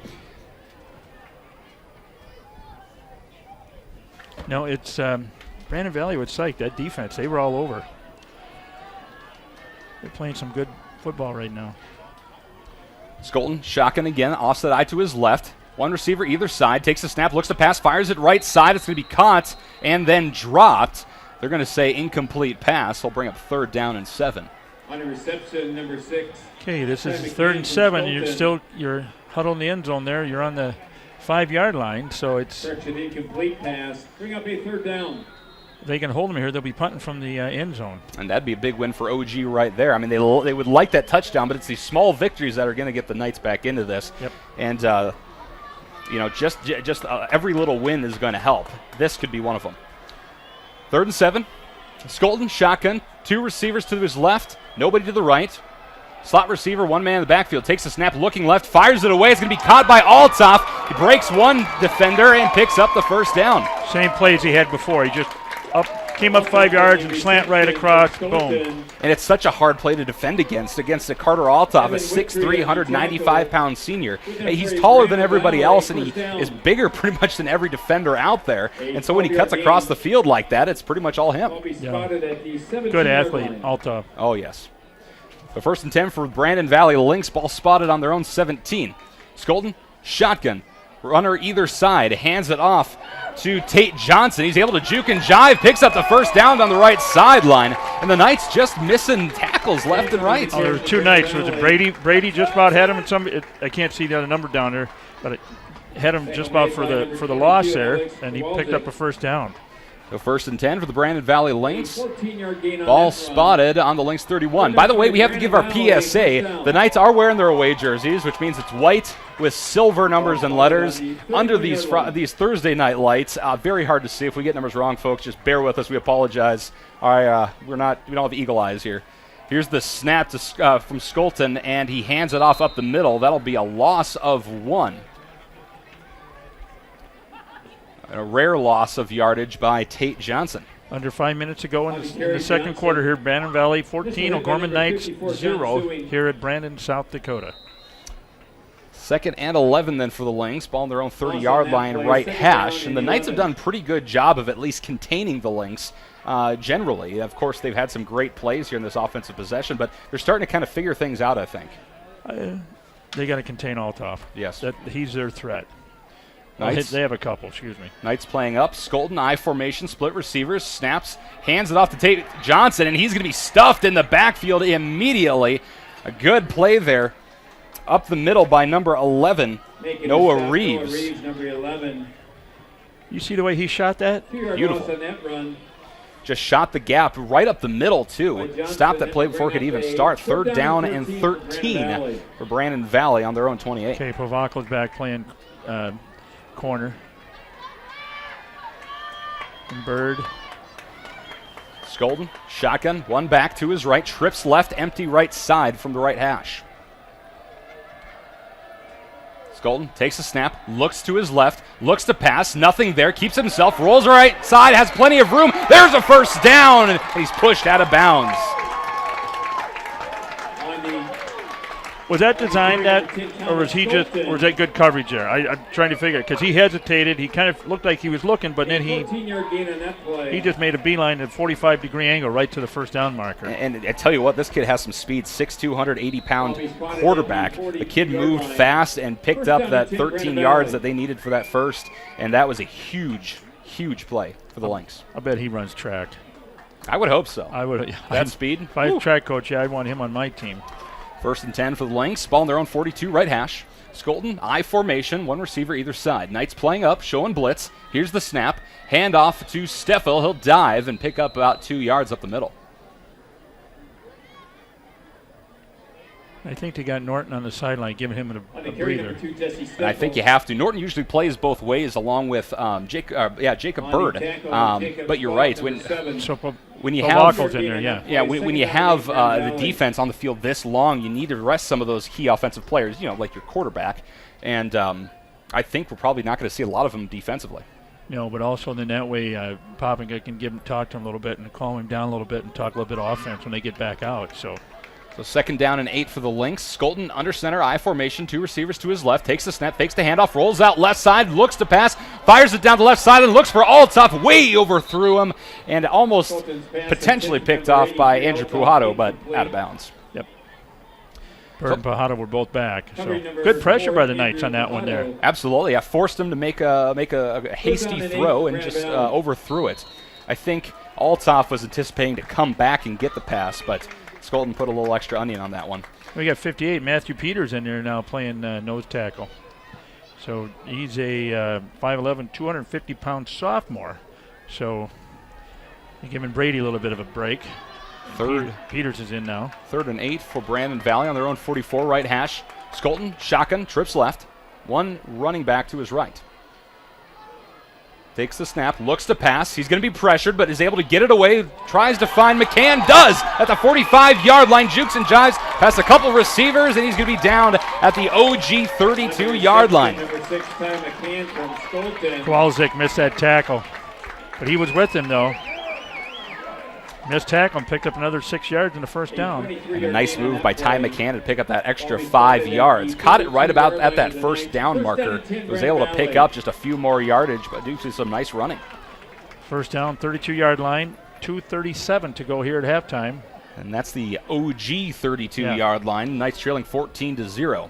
Skolton, shotgun, offset eye to his left, one receiver to his right. Here's the snap. Ball went over his shoulder, but there's his running back to dive on it back on the Knights' 41-yard line. Good job by Tate Johnson. You don't see that happening. No.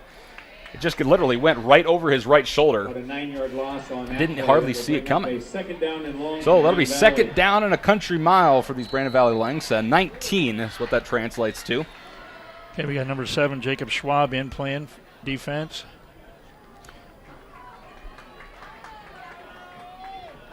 Brandon Valley just trying to wind down that clock, control the game as much as they can. Skolton, shotgun, trips right, takes the snap, fakes the handoff, rolls out right. He's pressured, but is able to dump it away over to the 40-yard line. It's picked up by number 30, Andrew Hansen. That will be awfully close to the first down. Probably only needs about 3 more yards. You see that, how they let him get out there? The line let him come back, and he just popped right out there, and he was wide open there in the middle right there. About a 15-yard gain, actually. Bring up third down and 4, actually. Nice play, Brandon Valley. Ball spotted on the Knights' 25-yard line. Skolton comes out, shotgun, offset eye to his right, 2 receivers to his left. Ball in the middle of the field, empty right side. Knights showing blitz. Skolton takes the snap, fakes the handoff, looks left, nothing there, looks to scramble. He's going to be clobbered from behind by Noah Reeves to bring up 4th down. Noah came all the way around on the backside and got him. Swept around the right side to try to contain. Was able to break his block and come back, and Skolton just couldn't get the ball away. Timeout by Brandon Valley. We're going to step aside as well. The O'Gorman Knights trailing Brandon Valley 14-0 with 52 seconds to play in the second quarter. This is O'Gorman Knights football on Real Presence Radio. Jardine Construction is a general contractor of custom homes, remodeling, and commercial construction. Jardine Construction works in close cooperation with project owners and customers when developing a plan for a building or home. Jardine Construction has lots available in Sioux Falls, Hartford, and Humboldt. John can be reached at 605-231-0830 and Tom at 605-261-6174. Ferendorf Family Chiropractic and Wellness is a third-generation practice focusing on inspiring patients to take control of their personal health and the health of their families. Dr. Eric Ferendorf, a 1999 O'Gorman alum, is a proud third-generation O'Gorman Cathedral High School graduate following in the footsteps of his grandfather and uncle. Ferendorf Family Chiropractic and Wellness is located at 229 West 39th Street and can be reached at 605-334-8000.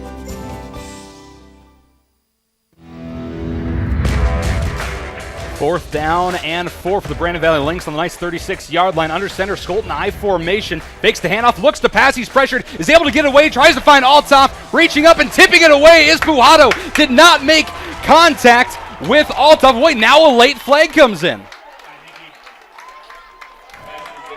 That was very, very late, and Andrew Pujado turns around and claps, whatever, so I'm not sure. It might be unsportsmanlike conduct on Andrew Pujado, but they might call pass interference as well. I would agree with the former, but disagree with the latter. That was a clean play. And Andrew Pujado, his one mistake is that he didn't turn his head around.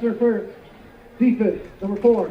Half the distance, Yeah, pass interference. And the reason I disagree with that is he didn't make contact, but the reason they called the pass interference is because he made a play on the ball but did not turn around to make a heads-up play on the ball.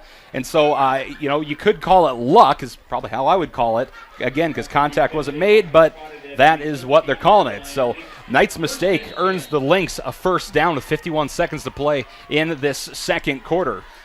1st and 10 from the 13. Skolton I formation, fakes the handoff, rolls out right, looks to pass, and he's going to be grabbed at the 20-yard line, fires the ball into the end zone, but a flag comes in. That'll be holding on Brandon Valley. Oh, good pressure there. Reeves was in there. Good pressure by the Knights. That stops the clock, 43 seconds. So they'll take it back. Still be first down, be 1st and 20.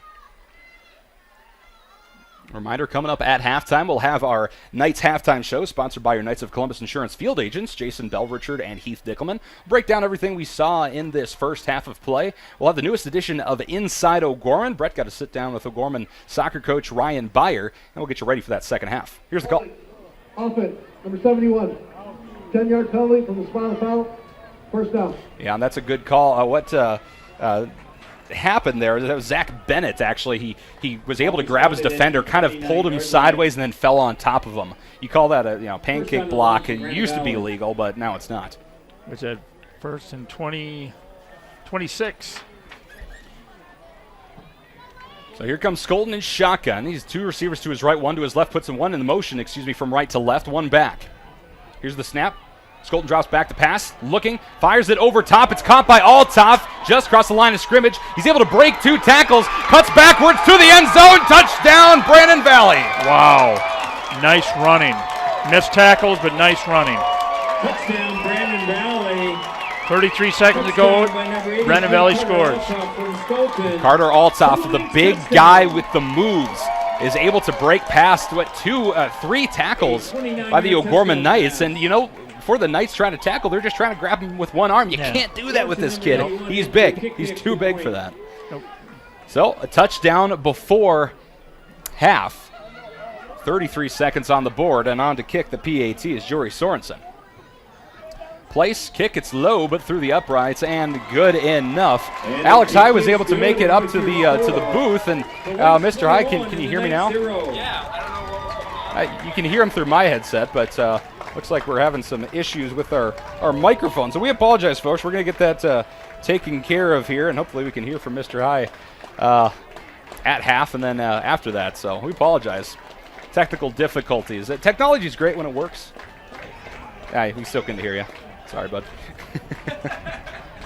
Try it now. Now? There we go. Whoa! There we go. So, I don't know what the deal was. Like, my headphones were working. All of a sudden, they stopped working. I come up here, and they're working again. I don't know. EMP. I've been watching too many action movies. So let's get your perspective on the sideline for OG. Obviously down 3 touchdowns now. I mean, yeah, the coaching staff isn't pleased. I mean, they haven't lost their cool like we saw a couple weeks ago against, was it Huron when they were getting a little upset? Yeah. After that Kenyon Bauer fumble, coach found him on the sidelines. Kenyon didn't want to talk to him, but he didn't yell at him or anything. It was a good talk, and I didn't hear much of it, but I did hear go out there and be a leader as he finished up that conversation. Here's a squib kick. It's actually going to go out of bounds. There's the flag, so that'll be spotted up a little bit. And that's Jason Popigat to a T, though. He's not a yeller. He's not a yelling coach. That's kind of an old thing. He's supportive and he trusts. He does yell once in a while, I guess, but that's not his go-to. It's not his vice as a coach. On that last drive, Brandon Valley, remember where they had the ball? We turned the ball over into 1. Right. 99-yard drive. They took it downfield, and that's what we're used to doing, 50, 60, 70-yard drives. Now they're doing it. So, well, and what happens with that is you control the clock. You control the time, which gives less time to your opponent to score. And when you're down 3 touchdowns, the other team is having a 99-yard drive that lasts 5 minutes. It's really hard to come back. And the other, down 20-0, but we get the ball on the second half. So it's going to be – we'll see what adjustments they make. So it'll be interesting. So the kickoff going out of bounds by rule. It's going to be spotted at the 35-yard line. The Knights have 33 seconds to work with here. They come out speedily, though. Trips right for Norton in shotgun. 1 to his left as well. It takes the snap, looks left. He's not going to throw. Instead, he's going to run it. He's going to be clobbered behind the line of scrimmage for a loss of 1. Okay. Timeout. Carry number 13, Zach Norton. And the clock's ticking past 20. No timeout from OG yet. I think.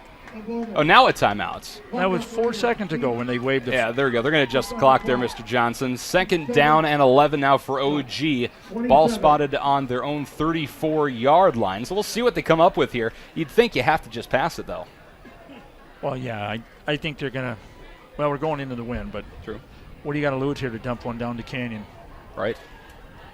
You got Bird. I mean, we got several weapons.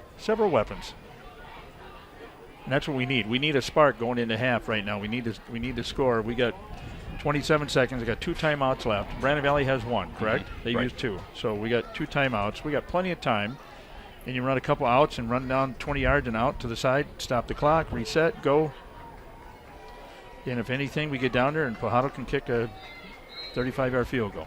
Or Connor Pavelko. Either or. They can both kick. Yeah. Well, second and 11, both teams back on the field. Norton in shotgun. There's the official whistle from the left hash. Trips left. Here's the snap. Norton looks to pass. Looking, scrambles, still looking downfield, though. He tucks it. No, fires it away. It's going to be caught at the 44-yard line by Canyon Bauer. They're going to say he was out of bounds. There'll be gain of 9. The clock's running. Now they stop it. He was waving his arm to go.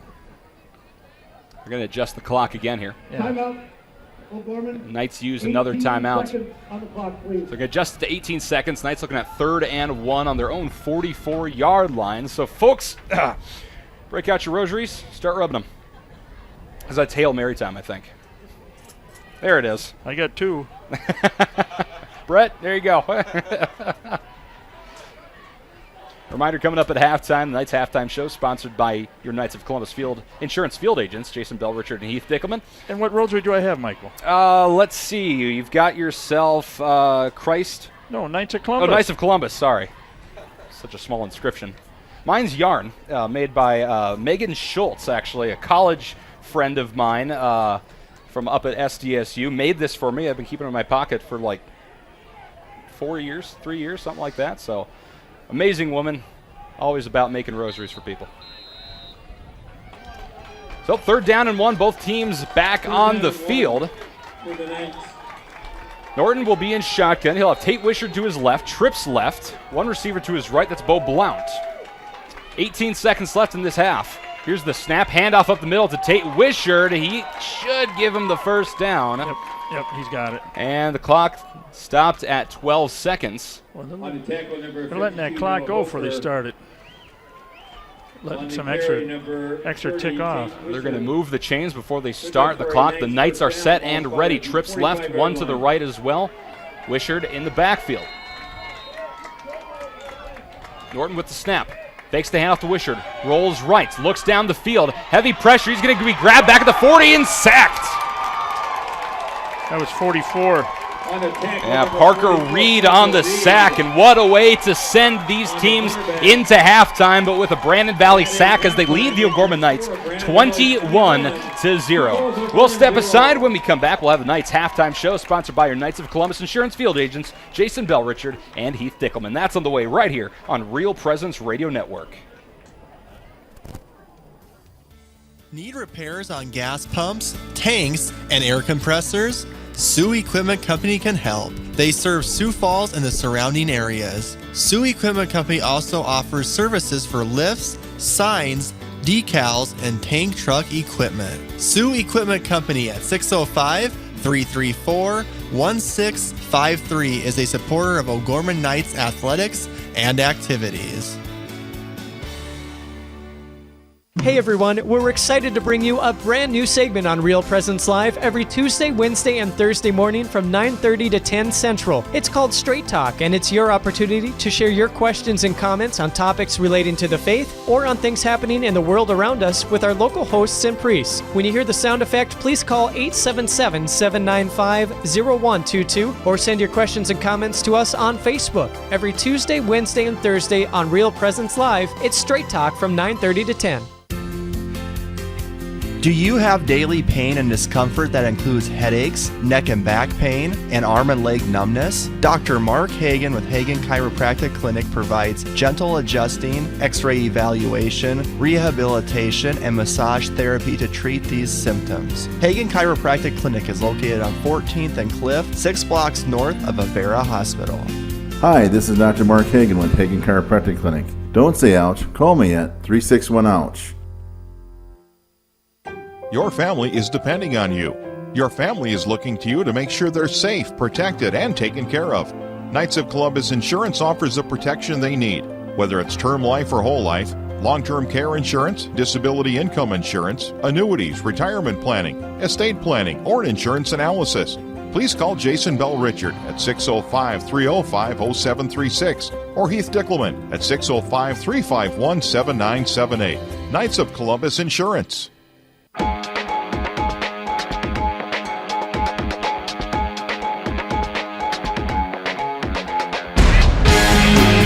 On Real Presence Radio, welcome to the Knights Halftime Show, sponsored by your Knights of Columbus field agents, Jason Bell Richard and Heath Dickelman. Now, with the Knights Halftime Show, here's Michael Promis and Dan Johnson.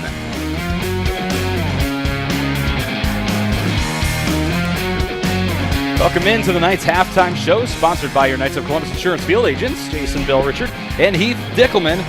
So far in this game, that half, it's all been all Brandon Valley, 21-0. The Knights trailing here on senior night, the final regular season game of the season as well. And we talked about this beginning of the season. Brandon needs this win a little more than OG, who's clinched that number one spot. Brandon is trying to get number 2, 3, or at least 4. And so far, they've come out much stronger than the Knights, Dan. Oh, by far. I mean, here we are. We're home at Brandon Valley. They're psyched up senior night. You know what?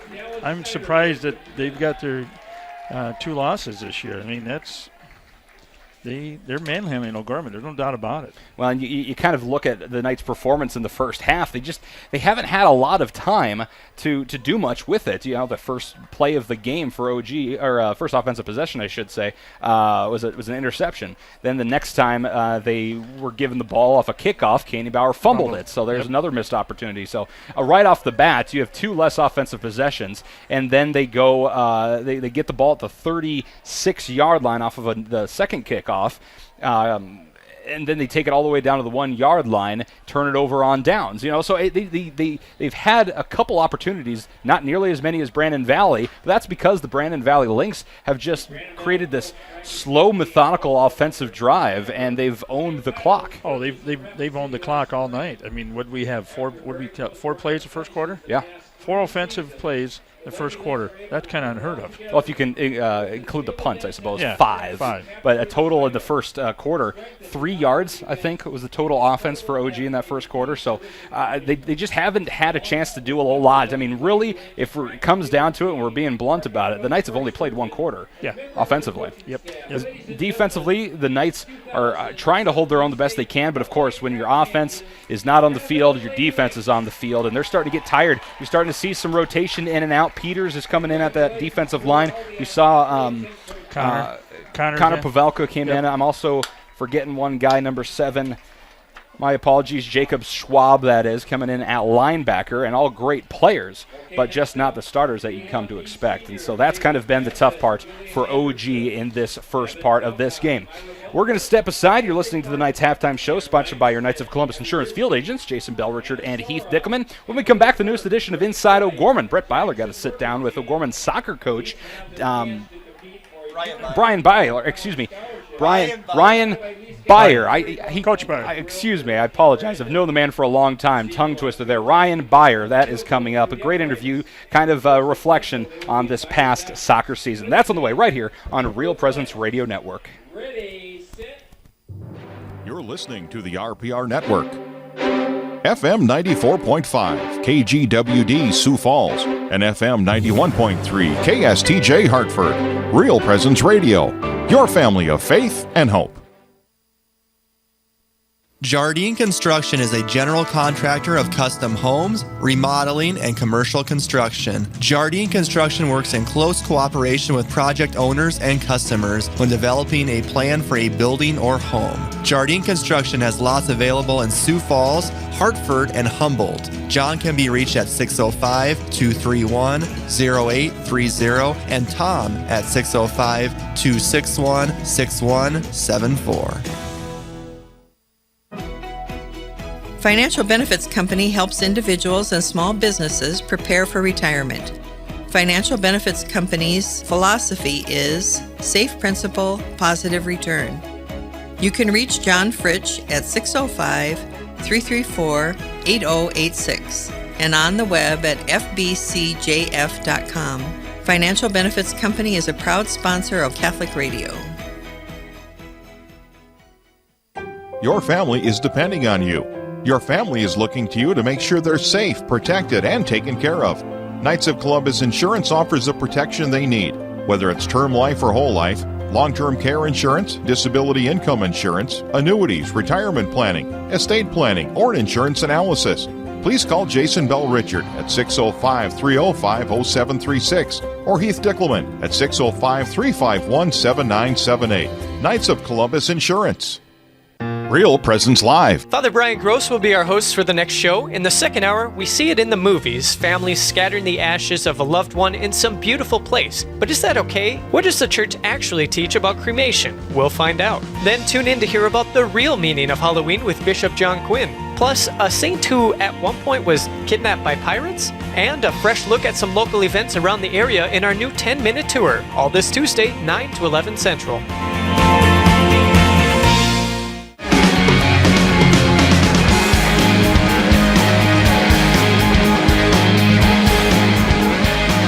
Welcome back to Inside O'Gorman, sponsored by the Sioux Falls Catholic Schools. I'm now joined by Sioux Falls O'Gorman girls soccer coach Ryan Byer. Coach, your girls concluded a great season last Tuesday night, losing in the semifinal round to eventual state champs Pierre for the second straight season. Your girls were 9-4-2 this year. Let's go back to the beginning of the season with you, then we'll work our way kind of toward the end. Going into this season and, in the preseason, first few practices, talk about your expectations for this team and what were some challenges before the season that you thought your team might face this year. We always have high expectations. Now, we didn't know right away at the beginning exactly what our defensive shape and things would look like. We were basically taking a completely new defense this year compared to what we had last year. We actually, this year, had 4 completely different defenders in the back. We knew that might be kind of a growing pain to get started as far as getting those players used to each other and getting started with position-wise. We felt confident in what we thought we could have. We just didn't know how strong we would be right away. And then always kind of the other big aspect that you have to look for when you start off a year is who your key playmakers might be. And it took us a while to really develop that and get that going too. But each game you could just tell with, the experience of each game and kind of figuring out our rotation with the subs and the different things. The girls really started kind of getting a feel for each other, probably even quicker than we thought they would. And I'm going to fast forward now, Coach, to the playoffs. You played Washington in the first round, won that one 3-1 over at O'Gorman, and then hosted Brandon Valley in the quarterfinals, winning in a shootout 4-2, which is I believe the third shootout the past 4 playoffs. We had Lincoln a few years ago back at O'Gorman, and then we had Brandon Valley in Brandon last year to make it to the state championship game, and then Brandon again this year. As a coach, I'm guessing that's kind of stressful on you watching a shootout because it's kind of out of your hands. Talk about your message to the girls before the shootout and your confidence going into the shootout. I'm guessing having Jillian as a goalie will give you a little bit more confidence knowing she's been in a few of those shootouts before and basically a third-year player for you. Like you said, coaches in that situation, you don't have any control. You can't really do anything to change the game. And we actually ended the regular season with a couple tougher losses, games that we maybe didn't have all of our momentum into. At the end of those last games, it was right around the homecoming week, we kind of just said, okay, let's refresh, restart, knowing that we're going into playoffs. And one of the things that we do every day, at the end of our practices, is let our kids have some PK shots and some shootout type shots. What's kind of interesting interesting is I typically don't even pick the shooters. My assistant coaches and I, we both watch who has confidence, and we typically ask the girls, okay, if we need 5 shooters tomorrow's game, who wants to be number 1, number 2, number 3, number 4, number 5? And actually, the day before that Brandon game, that's exactly what we said. It was a Friday. We had an earlier practice on the turf at OG, and we said, okay, if I need 5 shooters tomorrow, who's it going to be? And it was in order to exactly what we did on Saturday. And with Jillian back there, I tell the shooters, you know what, Jillian's going to get us a save. So if you can knock it in the net, we're going to win this thing. And we stepped up and made 4 out of 4. They missed one, and then Jillian had a save, so we didn't even have to have our 5th shooter. But I know our 5th shooter probably would have put it in if it would have come down to that too. Then, Coach, moving forward, your girls went out to Pierre, the defending state champions that you lost to last year in the state title game. Lost that ball game 2-0. Just talk about the strategy for your girls going into the Pierre ball game. We know is how speedy they are, and just kind of, how the game played out. Pierre is a good team. They obviously won the state title this year, and they had the quality of players to win it, but I don't think that meant that they couldn't be beat. We told our team, you got to come in and you got to play to win. It was cold. It was kind of rainy, kind of before all these snowy type storms hit. We came out, I thought we had a good heart and good attitude. They kind of got an early corner on us, and we were kind of watching a little bit. We protected the goal, but it kind of went over the top of that. They settled it and had a shot and finished the corner. And then kind of along that momentum, they had some momentum for a few minutes. They kind of swung a ball from the wing. One of their better players on the wing kind of swung it back to the middle, and we were kind of overcommitted to the wing, and then they had a shot on the backside. After that, though, our girls really responded, really played well. The second half, we definitely had the run of possession. We just couldn't quite get that goal. We couldn't quite, make that connected run to get a goal on them. I told them at halftime, I said, if we keep playing, defensive-minded and not attacking, they're going to score more goals. So we had to throw it all at them, and we really did in the second half, and it just came up a little short. You lose 5 seniors from this year's team, Coach: Jillian Barkas, Bailey Severson, Abigail Moeller, Miranda Eckern, and Rachel Foldy. Talk about what those girls meant to your program, and what were they like to coach for you? You know what? Great kids. This year, I tell you what, our kids across the board, seniors, juniors, sophomores, freshmen as well, we kind of said we're going to need everybody to have their role, everybody to contribute to our team. I think across the board, the leadership and the buy-in that our seniors had, right behind them, the juniors and the sophomores and the freshmen, they practiced hard every day. They connected every day. You didn't really have any kind of a disconnect, older players versus younger players, and they really all had to buy in again to their roles and what they were going to do. And I think every one of those seniors especially had kind of their role that they knew that they could do,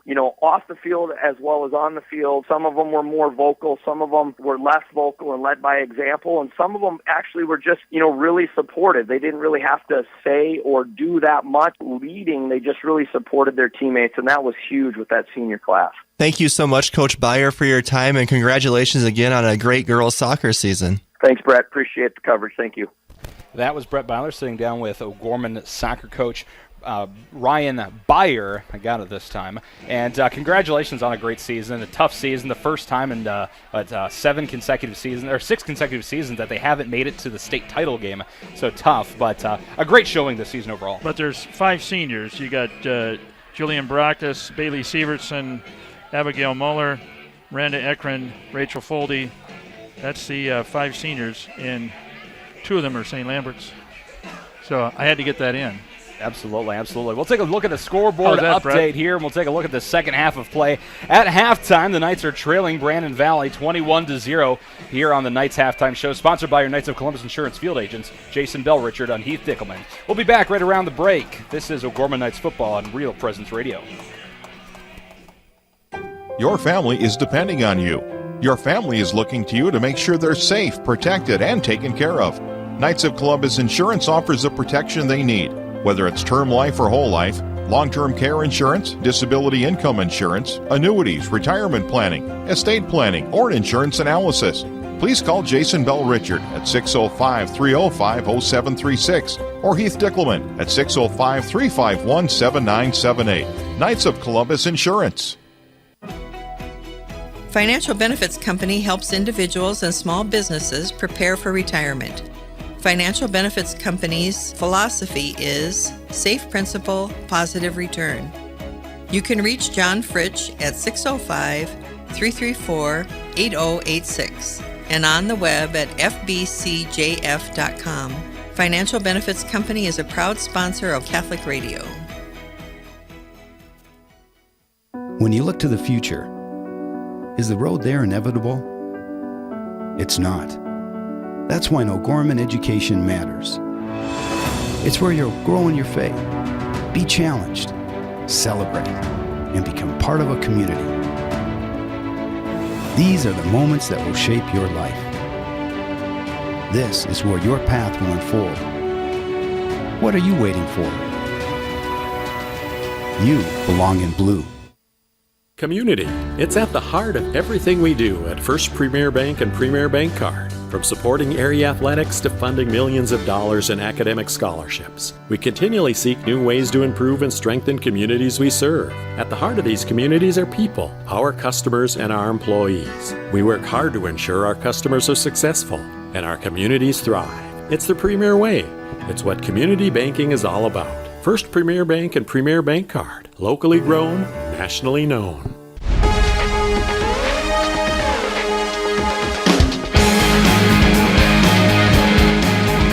Welcome back into the Knights halftime show, sponsored by your Knights of Columbus Insurance Field Agents. Jason Bell-Richard and Heath Dickelman at halftime. The Knights trailing Brandon Valley 21-0. Have about a minute left, but let's take a look at that scoreboard, Mr. Johnson. Okay, Sioux Falls, Washington plays Lincoln and Hubbard Wood. They're 49-7 late in the game there. Pierre is home against Aberdeen Central. The Governors lead 30-0. Brookings and Huron is 7-0 Brookings. And at halftime, Roosevelt 15, Watertown 0. That's up in Watertown. Harrisburg 14, Yankton 7. Mitchell 27, Spearfish 0 at halftime. And we don't have any score on Rapid City. Up and becoming here this next couple of weeks for the Knights here the next week. We got Oro and Terp, Sioux Falls, Washington tomorrow. State cheerleading and dance meet here at Brandon Valley on Saturday. Marching band down at Vermilion Dakota Dome. And the state cross-country boys and girls are at Yankton Trails in Sioux Falls starts at noon. And Saturday night, if you're not doing anything, it's the AA number 1 O'Gorman Lady Knights versus the number 1A Sioux Falls Christian at Sioux Falls Christian Saturday night. So that's going to be a big volleyball, even though different classes, but you got 2 number 1s. Kind of fun to go to Saturday night. Absolutely, and that's what's going on inside O'Gorman. And by the way, our Inside O'Gorman segments brought to you by the Sioux Falls Catholic Schools. There's 6 elementary schools, junior high and high school, exemplify gospel values, strong student achievement, and community service. Each and every school is dedicated to the mission of forming a community of faith and learning by promoting a Catholic way of life through gospel values and academic excellence. The Knights will get the ball to start this second half of play. Bo Blount back on the return. He's going to juke and jive up the 25-yard line. That's where the Knights will start things off, and you've been listening to the Knights halftime show, sponsored by our Knights of Columbus Insurance Field Agents, Jason Bell-Richard and Heath Dickelman. We usually like to figure out what the Knights need to do in the second half of play if they want to win. I put a little comment out there, by the way, on our YouTube stream, so hey, feel free to comment back. We'll mention you on the air. Share your thoughts with us so we can share them with the people. But the Knights are out there. We'll get this first snap underway, Dan, and then we'll get your perspective. 1st and 10, Knights spread receivers, shotgun. Norton keeps it himself off the fake. He'll pick up about 6 yards. So, Dan, what you think? Offensive line. Got to give Norton time, protection, and give him time.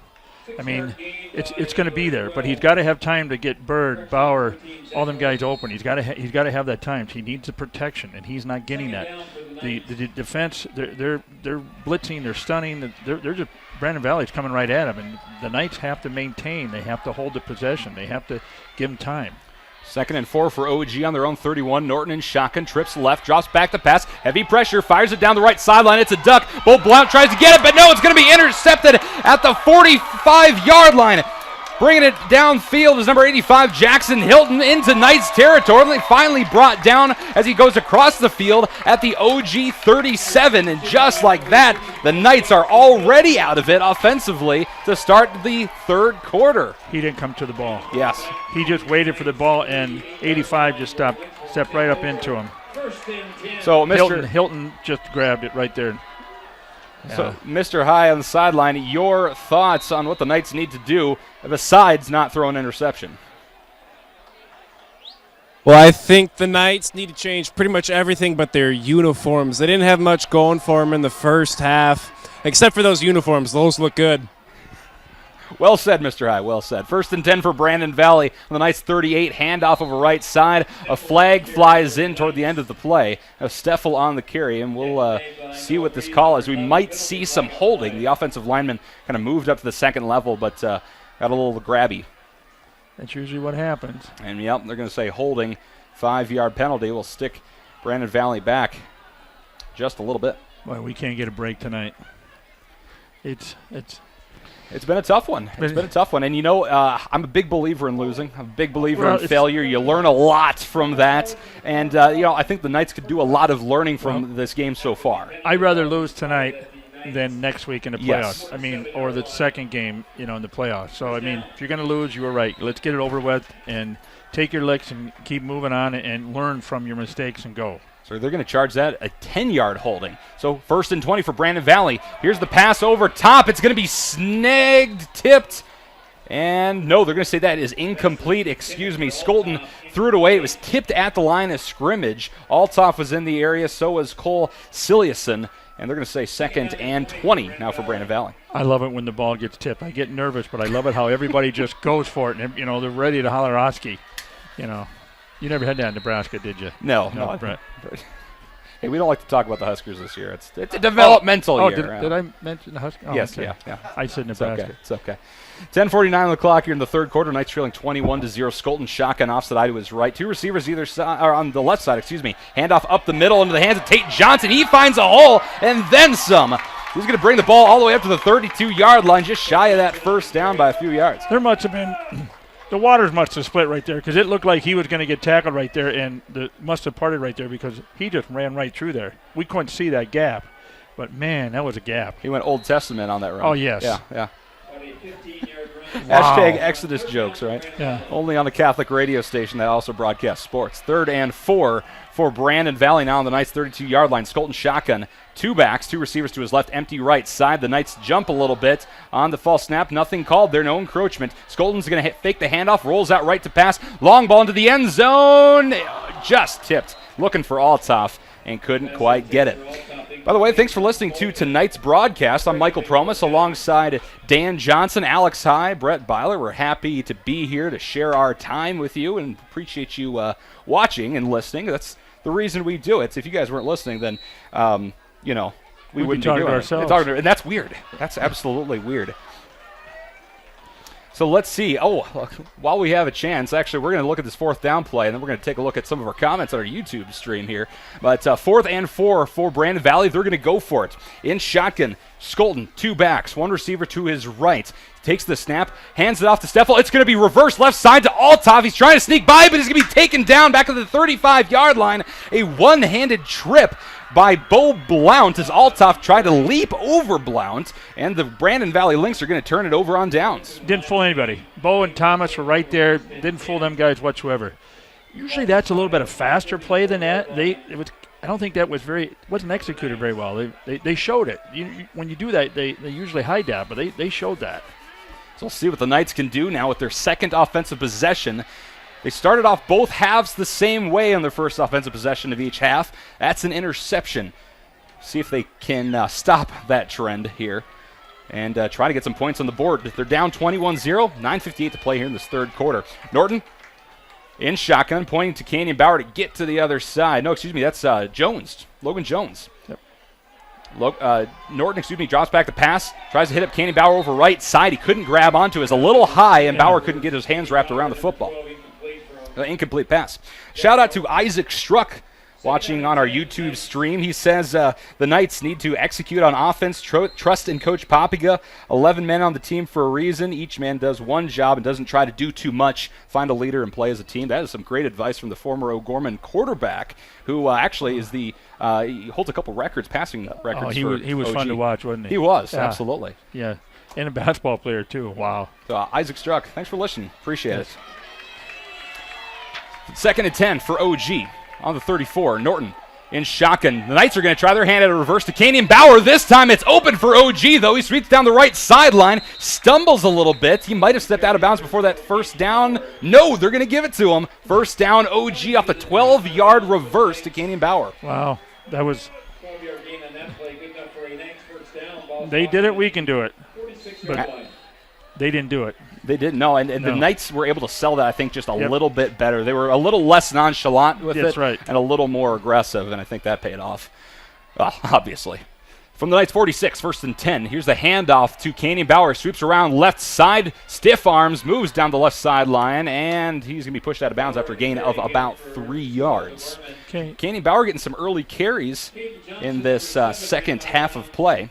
So we're going to shake it up here now. We're going to, if we can't throw to him, we need the speed to run, and that's probably what's going to. Ball on the 49-yard line. Left hash, Knights moving from my left to my right. Norton, shotgun, 2 receivers to his right, 1 to his left, 2 backs. Takes the snap, drops back to pass, looking left side, fires the pass to Canyon Bauer. Quick little up and out. He's going to catch it and be about 2 yards, 3 yards shy of that first down. Gain of about 3. So who were they doubling down there? That was Jones that went down. They say 4-yard gain, 3rd down and 3. Yeah, Logan Jones is out there, and they were doubling him coming straight down. The safety in the corner picked him up. The Knights in Lynx territory for the first time this half. 2nd and 3. Excuse me, 3rd and 3. Ball on the 47. Norton drops back to pass. Looking. Heavy pressure. He's going to tuck it, keep it himself. There's a first down the middle of the field. Is going to be drugged down about the 35-yard line. There's the QB keeper that we're used to seeing from Zach Norton. He just finds a gap, makes the play happen. The passes weren't there. There's some great secondary coverage and a nice first down. You see the way he's hanging on that ball? Mm-hmm.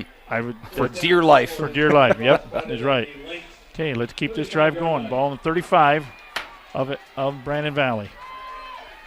1st and 10. Ball on the Lynx 35, middle of the field. Norton with 2 receivers either side, 1 back. Takes the snap from shotgun. Looks left. Quick little pass over left side. It's going to be caught by Jacob Bird at the 25-yard line down the left sideline, and he's going to be brought down within the 10. He was wide open. He was out there on the flat, and nobody was with him. And the Knights finally get a big play with their passing game, something that has been obviously lacking in this game. Brandon's just shut it down. So 1st and goal for OG. Ball spotted on the 7. Also, shout out to Jesse Gomez for some shout out to the GOAT, Isaac Struck. Greatest of all time passer so far at OG. 8:52 to play in this 3rd quarter. Knights down 21-0, trying for the first touchdown of the game. Norton in shotgun, spread receivers, pass over right side, just out of reach of his intended receiver. Having to cut back for it was Jacob Bird and couldn't quite get there. No, but Campbell was right there with him. The crowd kind of gotten into it here when the Knights driving down. We're on the Brandon Valley side, and and we have some lovely people in front of us. Brandon Valley support right in front of us, and they haven't said anything mean to us yet, so that's a good thing. We appreciate that, guys, if they can hear us with this open window.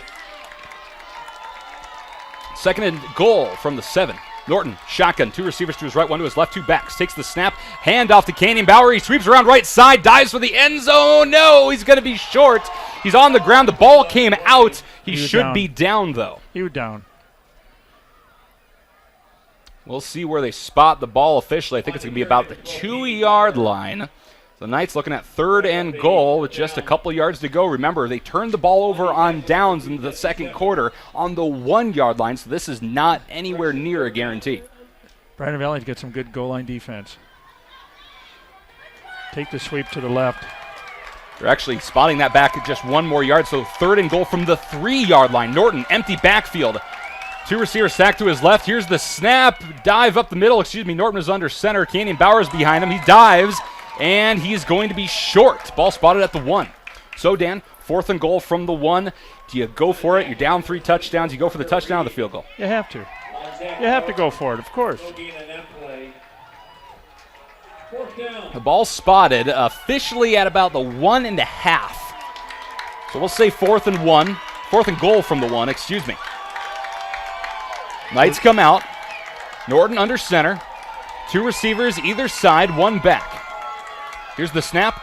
Fakes a pitch over left side. Norton's going to sweep left, and they're going to be stopped at the 1-yard line again. At defensive end, he did his homework. He stayed home. He contained that. And when Zach went out and went left and jagged, and the end came right to him, and bam. He didn't have a prayer, excuse me, but he didn't. No, you had a big old end coming around the outside, and I apologize what number, too. I'm sorry, Mike. I think that was Tanner Neuenhaus, the 6'5", 205-pound senior, leads the team in sacks and tackles, actually. Yeah. And when you have a big guy like that and a quarterback who's scrambling on an empty side with no support, Neuenhaus is going to win every time. So that's twice in the goal line, and then we give the ball up. So 1st and 10. They spot the ball at the 3-yard line. Actually, the Knights are going to stop Brandon Valley at the 1. It was a handoff to the left side, just to the under the left tackle to Tate Johnson, but he was tackled backwards. They're actually going to give him a generous spot up about half a yard. Yeah, he's at the half-yard line. Could have been a safety there. The board says 2nd and 11. It's more like 2nd and 12 from the 1. Ball's not on the 2. It's on the half. 6:48 to play in this third quarter. 21-0. Knights trailing Brandon Valley. Here's Skolton in shotgun. One receiver to his left. Handoff up the middle and a tackle in the end zone. Safety OG. Yes. And there's a little jolt of enthusiasm the OG team needs. Their first points of the game thanks to that offensive line or defensive line. Johnson was tackled in the end zone for a night safety. And I couldn't tell exactly who made the tackle because it looks like there was 3 or 4 Knights that just mobbed in on the blitz and stopped Tate Johnson before he could almost get the handoff. Right, you got Reeves, Sioux, House, Thomas, Witchery, Stuckel. They were all in there. So a big break for OG. 6:35 to play in the third quarter. Trailing Brandon Valley, but on the board 21-2. They're going to get the ball back on a punt, and they will be receiving with the ball kicked into the wind. And so they have a chance, Brandon Valley, I should say, has a chance to pin them a little bit deeper than you would expect, especially going the other way. But this is going to give the Knights another offensive possession. And stops Brandon Valley from controlling the clock like they did in the first half. It would have been nice to get a touchdown there with the Knights to get 7, but again, we didn't come up empty. We got a safety. 7 points would have been so much better. Now all of a sudden, you got to get scored 4 times to get ahead, to get the lead here. Right. So that really takes it out here now. We got the touchdown. It would have been 3 to tie it up, and gone for 2 to win it, but we're still in this. So on to punt for Brandon Valley, number 81, Jory Sorensen. Back to return is Bo Blount, and it looks like Canyon Bowers out there as well. Here's the punt. Plenty of distance on it. Canyon Bowers having to go back to the 20-yard line to get it. Comes up to the 30, cuts toward the OG sideline, down the sideline now, and he's going to step out about the 40-yard line. So a good return from Canyon Bauer off of a booming kick from Sorensen. Nice punt. See what the Knights can do here offensively. Turn the ball over on downs twice, thrown 2 interceptions. Offense has not been their thing so far in this game, and they kind of just need an offensive win to stay in the game and to keep the morale up a little bit, at least if they want to potentially win it. For averaging 45 points a game, this is not our Jordan type of football. And shotgun spread receivers, no time. He's scrambling, moves down the left sideline, fires the ball. It's intercepted. It's caught, but he stepped out of bounds. They're going to say it was caught inbounds. Wow. It looked like he came down out of bounds. It was obviously caught out of bounds, but they're going to say it was an interception by Brandon Valley. I apologize, folks. I'm aghast at that. But Brandon Valley will get it back at the 47-yard line. That's their own 47-yard line. Wow. He sure looked like he was they're not going to replay that either. No. But high school football, the game must go on. So 1st and 10 for Brandon Valley, again on their own 47, 6:21 to play in this third quarter. Knights trailing 21-2. Skolton in shotgun, hands off to Tate Johnson. He's going to dive right side and pick up about 2 or 3 yards on that carry. And the defense is back out there again. Yeah, these guys, they're going to be tired. House and Suing, Thomas, Reeves, Witchery, Krawczyk, they all got to be tired.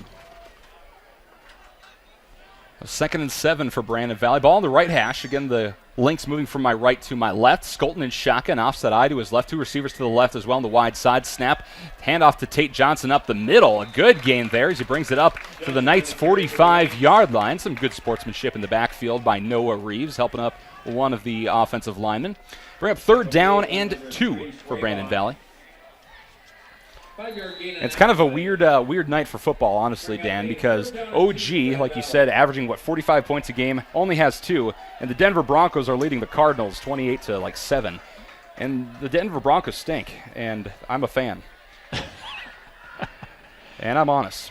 And Arizona had a hard game against Minnesota Sunday. They did. You know. Here's the snap into the hands of Skolton. He's going to pass over left side. It's going to be caught by Althoff. That'll be a 1st down. He's going to be wrestled down by Andrew Pujado. He's trying to pull him back, but forward progress will give Althoff that 1st down, the 3-yard catch. But impressive wrestling move there by Andrew Pujado, trying to hold back Althoff and then throwing him into the turf there. You know, Brandon continues this into the next couple of games. They're going to be inside. Yes. They're going to be playing in the dome. There's no the way they're playing tonight. And you really look at a team that's been developing throughout the season, and this is a textbook example of that. They've just gotten better and better, and a great example of being OG 21-2. Handoff up the middle into the hands of Andrew Hansen. Be good for a gain of about 3. Should bring up 2nd and 7 for the Brandon Valley Lynx. Ball spotted on the Knights' 39-yard line. And as a coach, that's you want your team to peak it towards the end of the season. They want to mesh and come together. Well, okay, did we peak a couple weeks ago, last week? And, you know, it's kind of like, I don't know what to say. It'll be interesting what coach has to say after the game. 4:12 to play in this 3rd quarter. Nice trailing 21-2. 2nd and 7 for Brandon Valley. I formation and handoff to Tate Johnson up the middle. He's going to dive forward for a healthy gain of about 5 yards. Bring up 3rd down and about 2. Cade McCuska's playing in now, number 80 for the Knights. And it looks like we have Jacob Schwab in as well at linebacker, giving some of those guys a bit of a rest, and they need it. They got to be tired. Alex Kowalczyk in as well at safety. And here comes Thomas Skolton in shotgun, offside to his right. 1 receiver either side in the middle of the field. Here's the snap. Skolton drops back to pass. Looking right. Pump fakes. Barely gets it away. Looking for Althoff and way overthrown. Falls incomplete. Bring up 4th down and 2 for the Lynx. And they'll go for it. Yeah, that's kind of what they've been doing in this game. They've been successful on 2 other 4th down attempts, and I don't think it's going to be. I don't think they're going to change that up at this rate. No. 3:25 on the clock here in the 3rd quarter. A beautiful night here in Brandon, South Dakota. Stevens leading Central, 10-7. Wow. Yeah, that would be. So that was if Aberdeen Central's getting beat, so that means Stevens would probably move in and get into the playoffs. So Skolton under center, I formation on 4th and 2. Here's the snap. Handoff up the middle to Tate Johnson. He hits a couple plays. No, it's Steffel, and there's a 1st down for Brandon Valley. Steffel hit a couple players, was able to slide over, pick up a couple more yards for a gain of 3 and a Lynx 1st down. Good second effort. He didn't give up. No, not a second. His legs were moving the whole time. He didn't give up. He was going. That tells you right there. He's a good athlete, good football player. And remember, only a junior this year. Yeah. We're going to see plenty of him next year, I'm sure. A great runner and a dangerous tool for Brandon Valley. So 1st and 10 for the Lynx. Ball on the Knights' 30-yard line, left hash. I formation for Brandon Valley. Man in motion from right to left. Here's the snap. Hand off to Steffel. He's going to sweep around left side and turn around on the spin move and run right into an O'Gorman corner, but a gain of 3. Who's in there? We got a. Yeah, these guys they're going in and out. Get a little breather and stuff. Schwab steps out. Evan Witchery will step back in at middle linebacker. 2nd and 7 for Brandon Valley, taking their sweet time again, controlling the clock. They did that so well in that 1st half. They've already burned up about 5 minutes on this possession alone. Clock at 2:15 now. And again, a 21-2 lead over O'Gorman. Skolton in shotgun, trips right, takes the snap, handoff up the middle of Tate Johnson. He'll bounce around like a pinball and fall down at the Knights' 22-yard line. A couple yards shy of that first down. Easy looks like they're going to get him for the loss, and he picks up 3-4 yards. And they just have an impressive run game. The Knights haven't really been able to find a response for it, and it all starts with a good offensive line. We knew going into this game that was kind of going to be the toughest part for OG, is winning that battle in the trenches, and so far it's been coming up pretty much all BV. They just can't get their hands on the tackle. It's just wonderful for Brandon Valley. So 3rd and 2 from the Knights' 22. Ball on the left hash. Skolton, shotgun, 1 back. 2 slots, 1 receiver to the right. Takes the snap, drops back to pass, fires it down the middle of the field to Altoff. He trots in for a touchdown. And the Brandon Valley Lynx extend their lead 27-2. You see Altoff, he went out about 10 yards and just slant right across the field. He wasn't running fast. He actually was slowing down. Yeah. Nice pass. An impressive catch by a very impressive young man at receiver. Hits hard, he's fast, catches well. That 3 for him tonight? Yeah, that would be 3, yeah. Yep. Here's Sorensen to tack on the PAT. There's the whistle.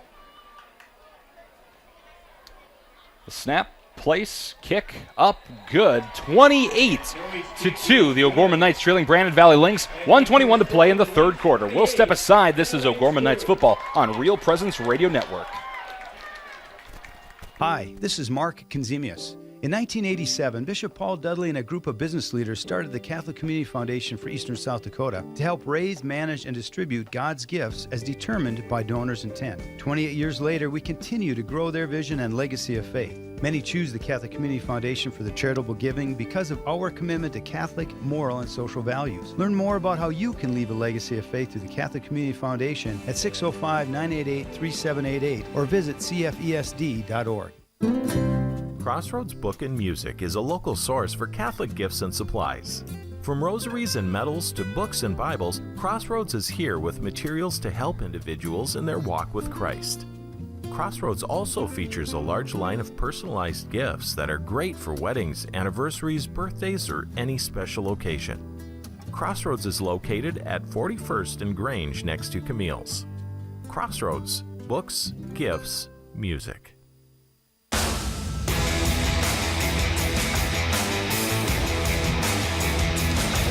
Back here at Brandon Valley High School, kickoff going to be caught by Bo Blount in the end zone, which by rule is a touchback. $1.21 to play in the 3rd quarter. Knights trailing now 28-2 after Brandon Valley's most recent touchdown. 3rd touchdown now between Skolton and Carter Altoff on the pass. Just a quick little slant inside, and Altoff outran the defender for 6. Knights back on then, 1st and 10 from the 20. Spread receivers, Norton in shotgun, drops back, looks to throw the screen, no, keeps it, tucks himself, dives up the middle, finds a hole up to the 40, now the 50. 2 players to beat, drugged down behind though from the at the 40. The biggest offensive play the Knights have had this whole game. What's that, a 40-yard pickup? That'd be about a 40-yard pickup, 40-yard pickup. Off the QB keeper, and that time it worked. A great fake, and Brandon Valley bit perfectly. So 1st and 10 for the Knights on the Brandon Valley 40. Norton shotgun, spread receivers, takes the snap, hands it off to Tate Wishart, trying to find a hole, surges forward, and he does. He's still up, moving, 1st down, and an extra yard just for good measure. 11-yard carry there for Tate Wishart. He bounced off of the back of the right guard and kind of slipped through past the linebacker, and then from there it was just a matter of keeping the legs moving and going downfield. You see how he's taking his left hand and pushing the guy out of the way? Beautiful run there. So 1st and 10 for OG from Brandon Valley 29. Spread receivers again. Norton shotgun. Drops back. Screen this time over the left side. It's going to be picked up by number 14, Connor Pavelko down the left sideline. There's a 1st down and then some. The Knights moving quickly, and Brandon Valley, I think, is thrown off a little bit. Okay, 40 seconds to go here in the 3rd quarter. Ball's going to be spotted at the 12-yard line. A 17-yard gain there for Connor Pavelko on his first reception of the game. 1st and 10 from the 12. Norton. Spread receivers, 2 either side, still Wishart in the backfield. Here's the snap, Norton hands it off to Wishart. He sweeps around left side, heads up field, keeps those legs moving, breaks past that first hit. That'll be a gain of about 7 on the carry. Okay, 30. And wow, where was this? That's what. Thank you. I was just going to go there. Where was this in the first half? I mean, he used about 30 seconds or 20-some seconds coming down. Now the clock's running. But other than that, you come down, got the ball up to 20, and where are they at? Right at the 6-yard line. And they're going to say 2nd down and 3, ball on the 6-yard line. Norton's shotgun. Receivers stacked up on the right side tight, though. There's 3 of them. Takes the snap. Rolls out right side. Norton cuts up the field. Takes a hit into the end zone. Touchdown, O'Gorman. Yes. Touchdown, O'Gorman. And O'Gorman, this time on this offensive drive, looked so confident offensively. Yep. They knew where they were going to go on the field, and they just took it. That's what they usually do this season, but they were hesitant the rest of the game. But that offensive drive is more like the OG that we've seen. And that's the end of the quarter, so we'll kick the extra point here. Connor Pavelko on to kick the PAT, held by Tegan Schlimgen. Pavelko lines it up.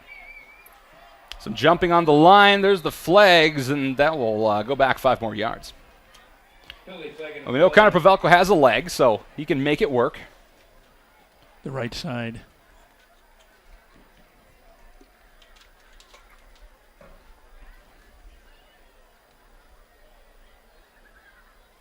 Officials are conferring. Have their number. We'll wait for the call. They're not going to move it. Encroachment. 65. They're saying encroachment on the defense. Looks like the defense moved before the offensive line, and the offensive line moved as a result. Wow. So they're going to move it up about 1.5 yards. Connor Pavelko will try this again. Takes a couple steps back, lines it up, looks good. A couple more steps back, and yeah, he's ready. Snap, placed by Schlimgen, kick by Pavelko. It's low, but good enough for the PAT. 28-9 as the quarter ends. The Knights, their first touchdown of the game. We'll step aside. The fourth quarter coming right up, right here on Real Presence Radio Network. The Lynx 28. Morgan Stanley values long-term relationships with its clients. I'm Thad Barnes, financial advisor with the Barnes DeMore Group of Morgan Stanley's Sioux Falls office. Andy DeMore and myself know that building relationships begin with getting to know each client. We can create personal investment strategies to help meet retirement, education, and other financial needs. Thad and Andy can be reached at 338-6500. Investments and services are offered through Morgan Stanley Smith Barney, LLC, member SIPC. Aaron's in Sioux Falls is a lease-to-own retailer of furniture, electronics, and appliances. Aaron's offers payments that include 12, 18, and 24-month plans, and Aaron's same as cash option. They provide delivery and setup with a lease-to-own agreement, and product service and repair are also included. You can visit the Sioux Falls Aaron's store or call 988-9999. And you can also shop online at aarons.com to experience the Aaron's difference. Own it.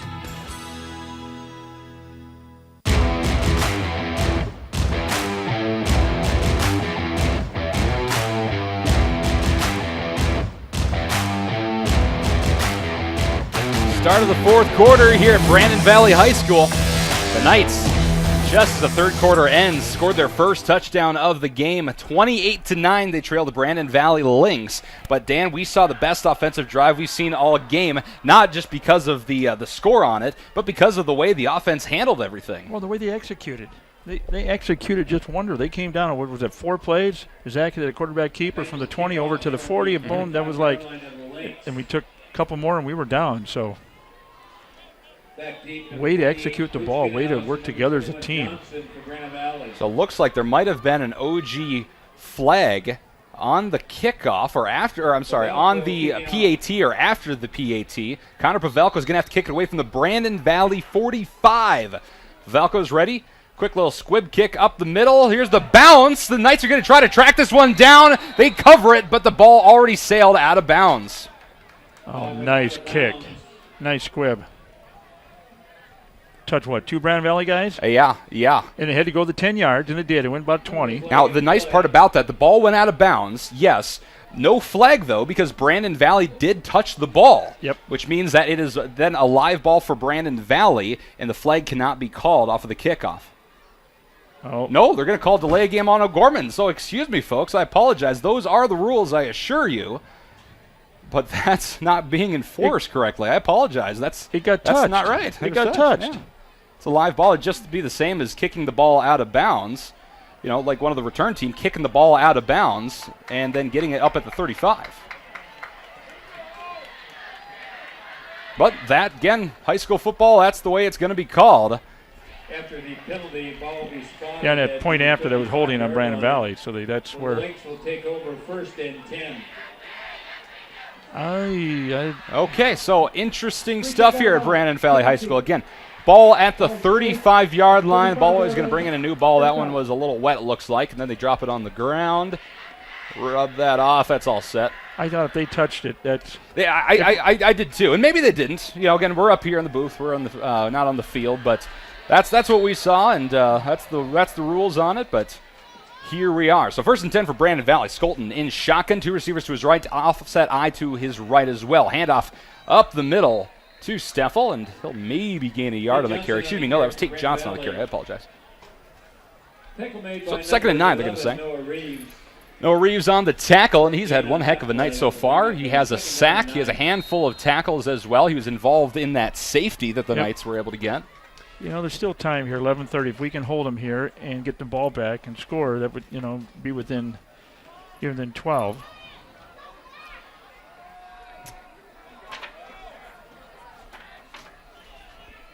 Well, here's Skolton in shotgun. Same formation as we saw last play. The Knights flinch at the line. Nothing called, though. Handoff to Tate Johnson up the middle. He'll dive forward for a gain of about 5. Should bring up 3rd down and 6 for Brandon Valley. Look at them gaps.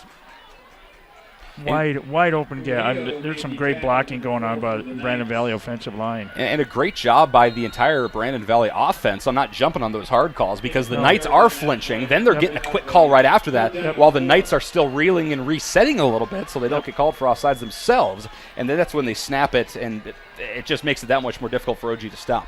Knights showing blitz now. 3rd down and 4. Skolton under center. I formation. 2 receivers to his left. Here's the snap. Handoff to Johnson up the right side. That should be enough for a 1st down. The Knights couldn't quite contain around the right side of that offensive line. Johnson on the carry for Brandon Valley. So 1st and 10, Brandon Valley begins to march. 4th from the 46-yard line, of the Lynx. I'd like to see the camera from the end zone on these. I'd like to see them gaps because we can't see those, but there must be some big gaps there. And it looks like it. I mean, the offensive line for Brandon Valley has done a great job, and again, O'Gorman's defense just looks tired. They've been on the field for most of the game. My gosh. I'm getting tired watching them. Yeah. So 1st and 10 for the Lynx, again on their own 46. I formation. Skolton with 1 receiver to his right. Handoff up the middle. Tate Johnson, another great block, and Johnson's able to bring it up to the Knights' 39-yard line. He can run. Gain of 17 this time for Tate Johnson. Made a fresh set of downs for the Lynx. 28-9, Knights trailing the Lynx. About 10 minutes to play in this 4th quarter. Reminder coming up after tonight's game, we'll have the Knights Locker Room Show sponsored by Dr. Mark Hagan with Hagan Chiropractic Clinic. We'll break down everything we saw in this game, dub our Knights players of the game, and get you ready for the playoffs. We'll have some speculation and maybe even some seeding. We'll see what happens if we can do math quickly. I formation for Skolton. 1 receiver to his right on the short side on the right hash. Here's the snap. Tate Johnson runs right into the back of his center. Bounces around to the right side. And that'll be a gain of 1. You can hear the Brandon Valley players hoping for, fans hoping for a face mask call. The tackle was made with a hand on the backs of the helmet of the Brandon Valley player, it looks like. That's the motion the official made. But not a face mask. Bring up a 2nd down. So 2nd and 9 from the Knights' 38 right hash. Skolton under center, I formation. Slot receiver to his right, wide receiver to his left. Here's the snap. Fakes the handoff to Steffel, looks to pass, looks down the left sideline, fires it, looking for Althoff, and he barely misses it. Nice defense. Tipped off his fingertips, and Bo Blunt was all over him. And he got up. He did good. Bo did excellent on that one. So 3rd down and 9 for Brandon Valley. Bo has got to be tired. He's played a good football game tonight in defense. He's had his work cut out against Althoff, running with him. From the Knights 38 right hash, Skolton, shotgun, slot receiver to his right, one back, two wide receivers to his left. Takes the snap, looking left, swing pass into the hands of Tate Johnson. He's able to pick it up. Jukes and jive past a couple defenders. There's a first down. He's finally brought to the turf at the Knights' 28-yard line. How did he get out of that? He just snuck past OG. I don't even know how to describe it, folks. I apologize, but he's literally just running around side to side around the O'Gorman defense. How many missed tackles? Yeah, I mean, it's a lot. It's kind of like, I don't want to say this, but I will. Kind of like chasing that greased pig. And that's what. That's what. It's like you can't grab them. Just like they're covered in grease and you can't grab them. My wife used to do that with bentonite back in Wyoming. I think it's bentonite. Is that mud? Slick mud? We just had a pig we greased up way back then.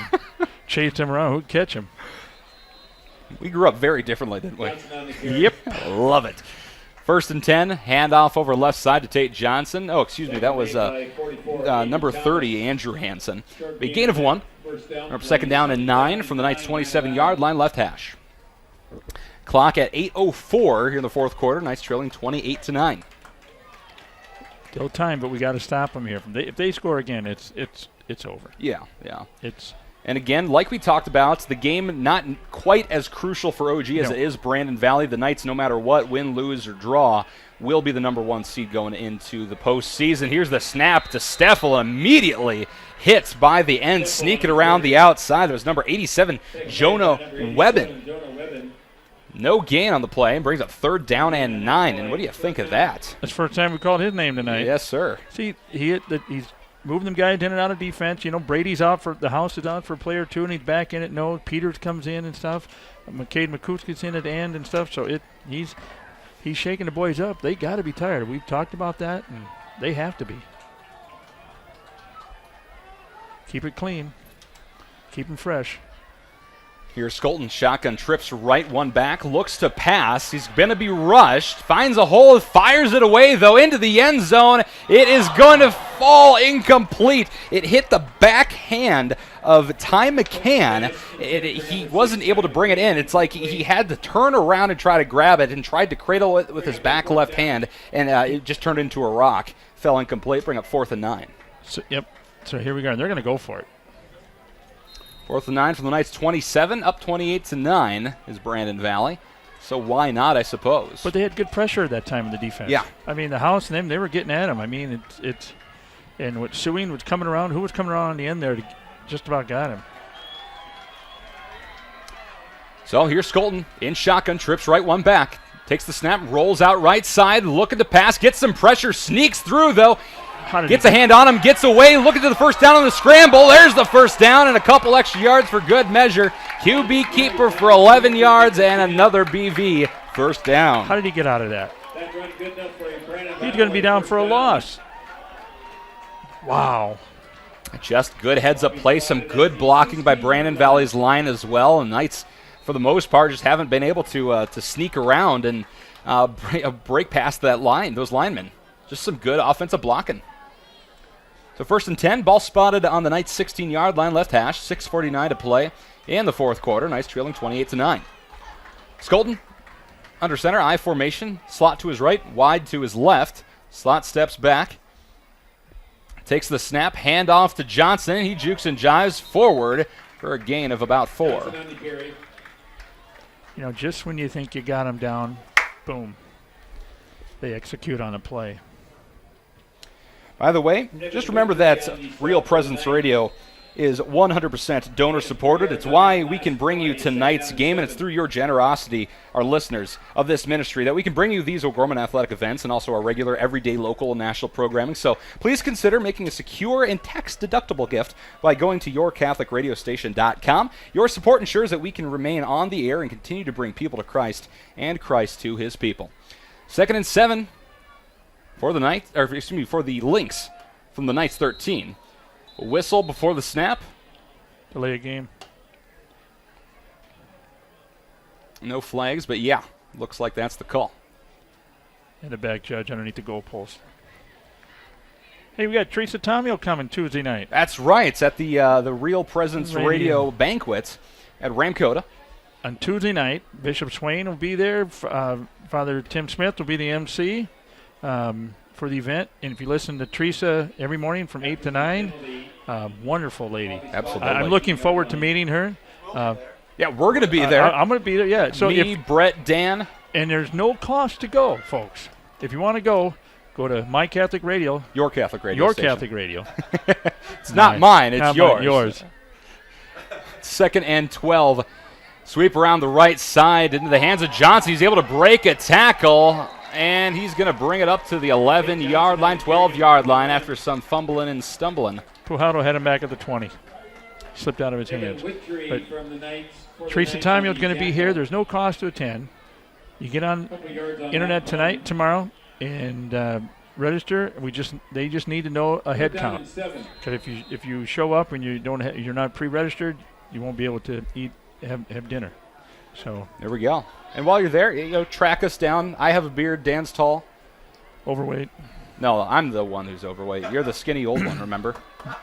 Brett's a Nebraska fan. Yeah, well, so am I. Yeah. I like the Huskers. 3rd down and 7. Long pass by Skolden. It's caught in the end zone. Touchdown, Brandon Valley.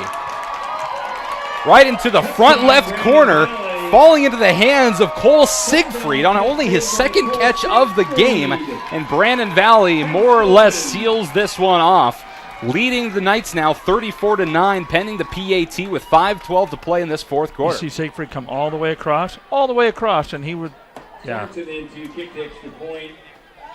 Holding Tellenhusen. So Sorensen will step on to kick the PAT.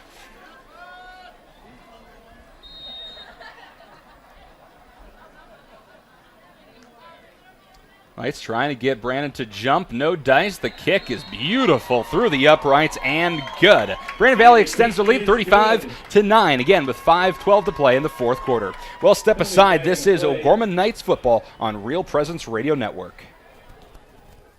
Providence Financial is committed to protecting what matters most to you, your family, and your future. Mark Promis, a trusted choice independent insurance agent with Providence Financial in Sioux Falls, does not work for any one insurance company. He works for you. Mark provides coverage for home, auto, business, health, life, and more. And he can customize policies for you. To make an appointment with Mark, you can call 605-376-3227, or you can visit him at 3208 East 26th Street.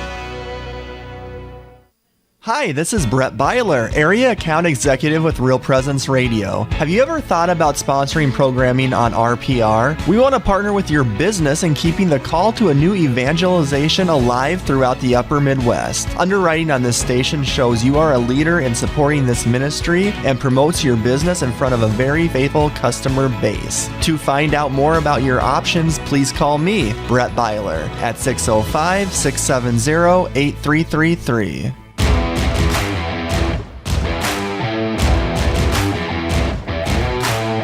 The late flag coming in there. It's going to be unsportsmanlike conduct on OG. They're going to re-kick the PAT, and this time it is missed. Brandon could have declined, but instead they took the penalty, moved up about 1.5 yards, and then missed the PAT, so the score remains 34-9. Again, that all happened during the break there, Dan, and what do you make of that? Yeah, emotions are getting in now.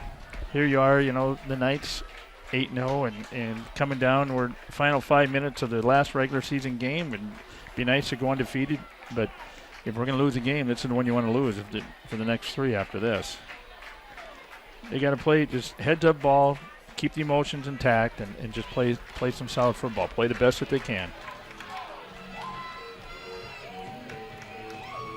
5:12 to play here in the 4th quarter. While we have a chance, let's take it down to our sideline reporter, Alex High. And Alex, the game is kind of getting away from OG, but how's everybody feeling down there?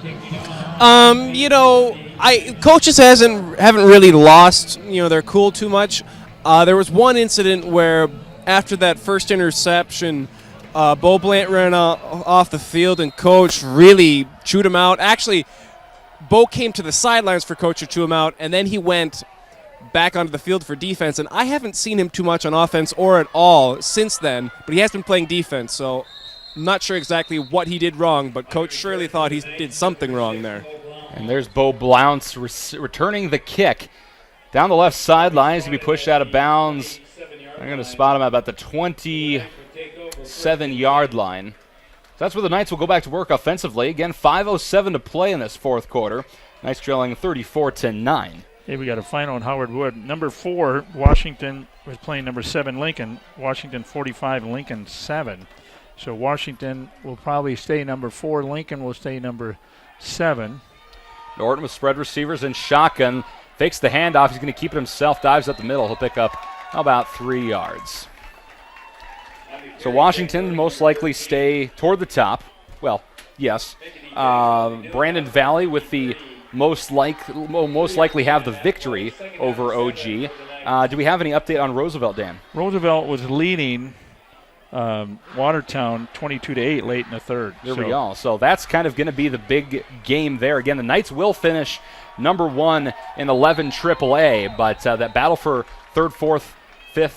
second, third, fourth, and fifth will be interesting. It's going to come down to seed points, which is a complicated algorithm that you need at least an economics degree to try to piece apart, or it'd be handy with Excel. So right now you have Brandon Valley and Roosevelt are 6-2. They move up to 7-2.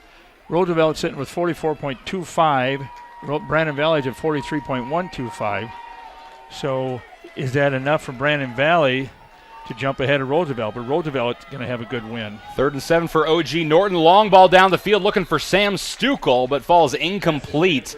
Ball will stay at the Knights' 30-yard line. The Knights will be looking at a 4th and long situation. And so what it does, just to kind of get a little in-depth here, is that algorithm basically takes into account your opponent's win-loss record, meaning that if both of these teams win, Roosevelt and Brandon Valley is going to get more seed points, especially since they're going to potentially beat OG by a very large margin or a decent-sized margin. So we'll see. They're going to do the maths, and we'll get the official numbers tomorrow morning.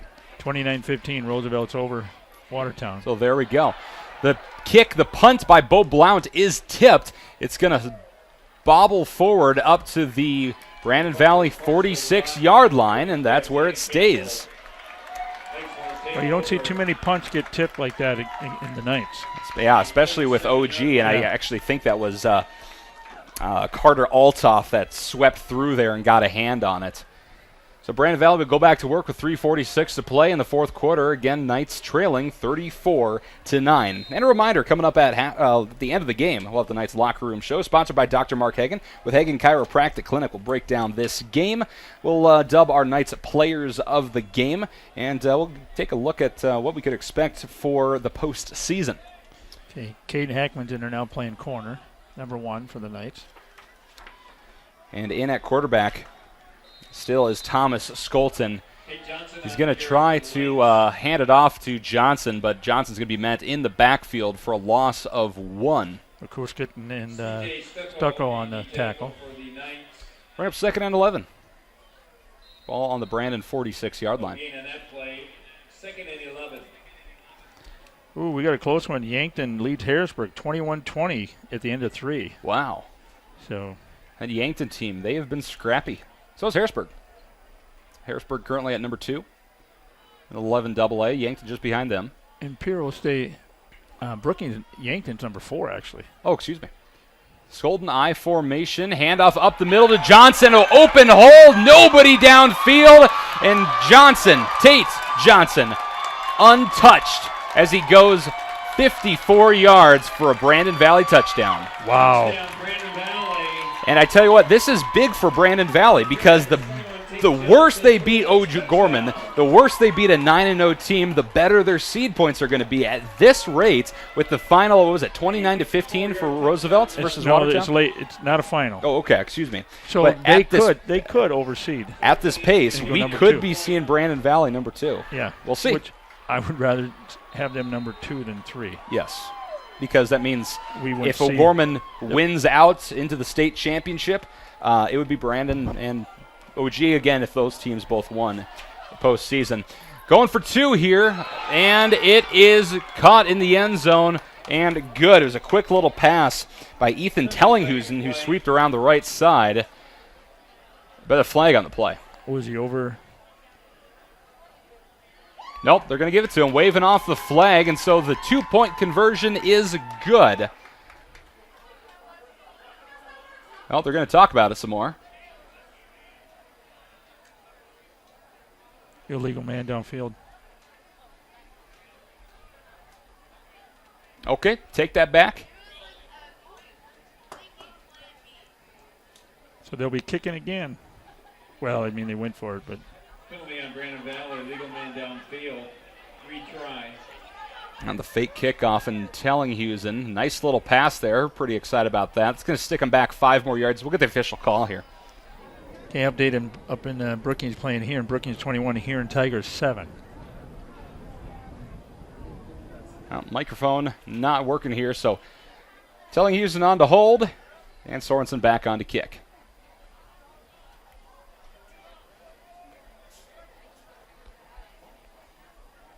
Good kick for him back there.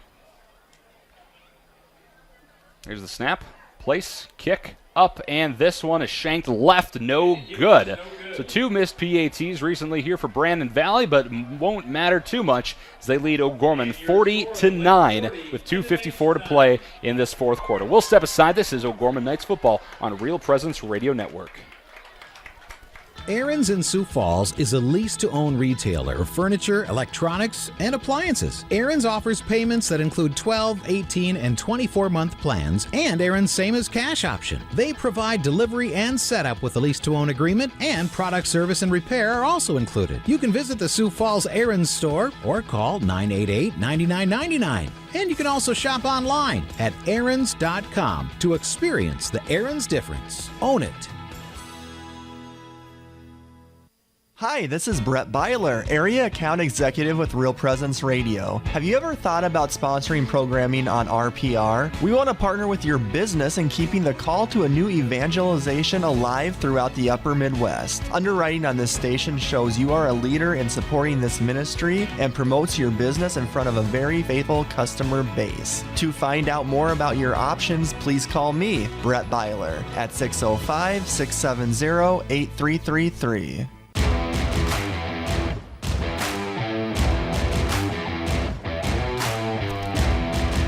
On the kickoff, a nice return for OG. Kind of a squib kick. Bringing it up to the Knights' 46-yard line is number 14, Connor Pavelko, who usually is on the field kicking the ball, but now is returning it. Yeah, but they kind of mucked it at the 20, but they picked up 26 yards in the process. I mean, good run by Connor, but good heads up. So 1st and 10 for OG. Zach Norton still in at quarterback, trips left one back. From the right hash. Here's the snap. Hand off to Wishart up the middle. He finds a hole, breaks away. 1 man to beat down the right sideline. Will he do it? Yes, he will. Touchdown, O'Gorman. Okay, the bowling ball finally got the little late, but that's nice run by Tate Wishart. Beautiful run. Going 54 yards. Which is funny because the touchdown Brandon Valley just scored, it was a handoff up the middle to a Tate Johnson for how far? 54 yards. Weird. Felt Knights on to kick the PAT. Here's Connor Pavelko. A little late, but they needed that, though. They needed the spark.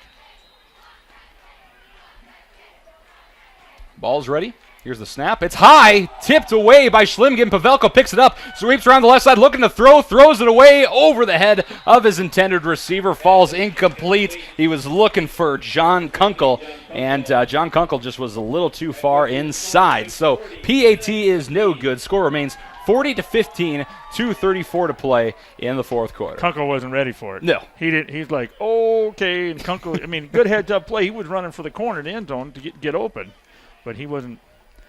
Yeah, but no. So we haven't been clicking on all cylinders at all tonight. We're on the 8-cylinder motor. We're on only about 6. Well, we have a chance. Let's step aside for station identification. This is O'Gorman Knights football on Real Presence Radio. You're listening to the RPR Network. FM 94.5, KGWD Sioux Falls, and FM 91.3, KSTJ Hartford. Real Presence Radio, your family of faith and hope. So the Knights are on to kick this one away. And Brandon Valley is anticipating an onside kick, which would be a tactful choice for the O'Gorman Knights.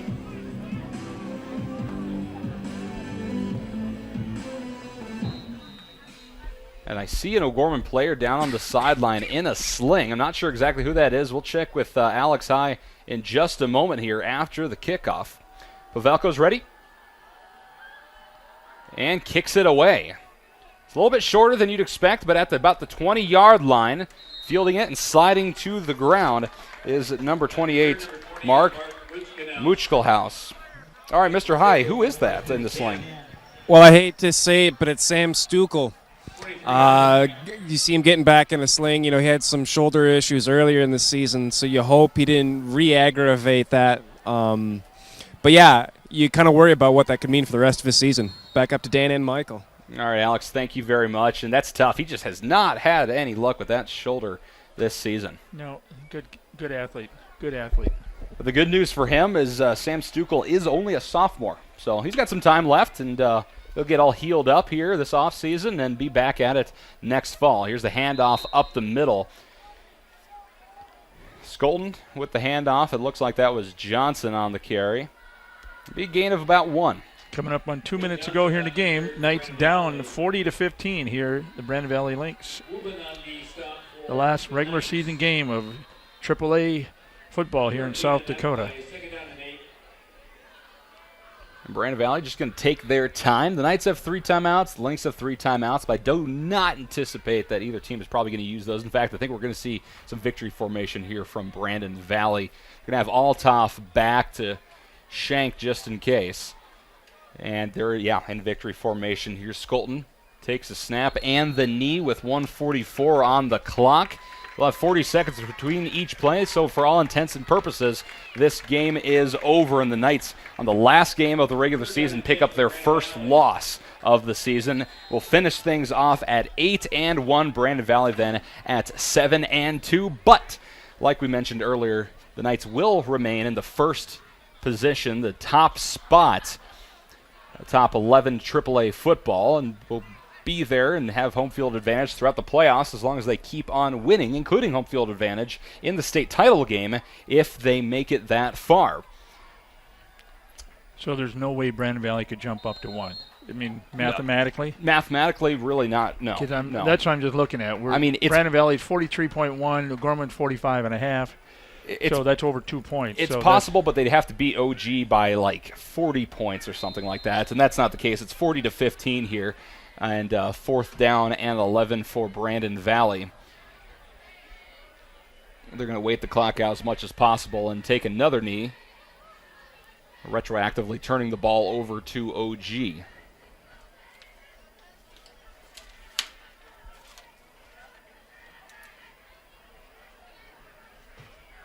Here's Skolton.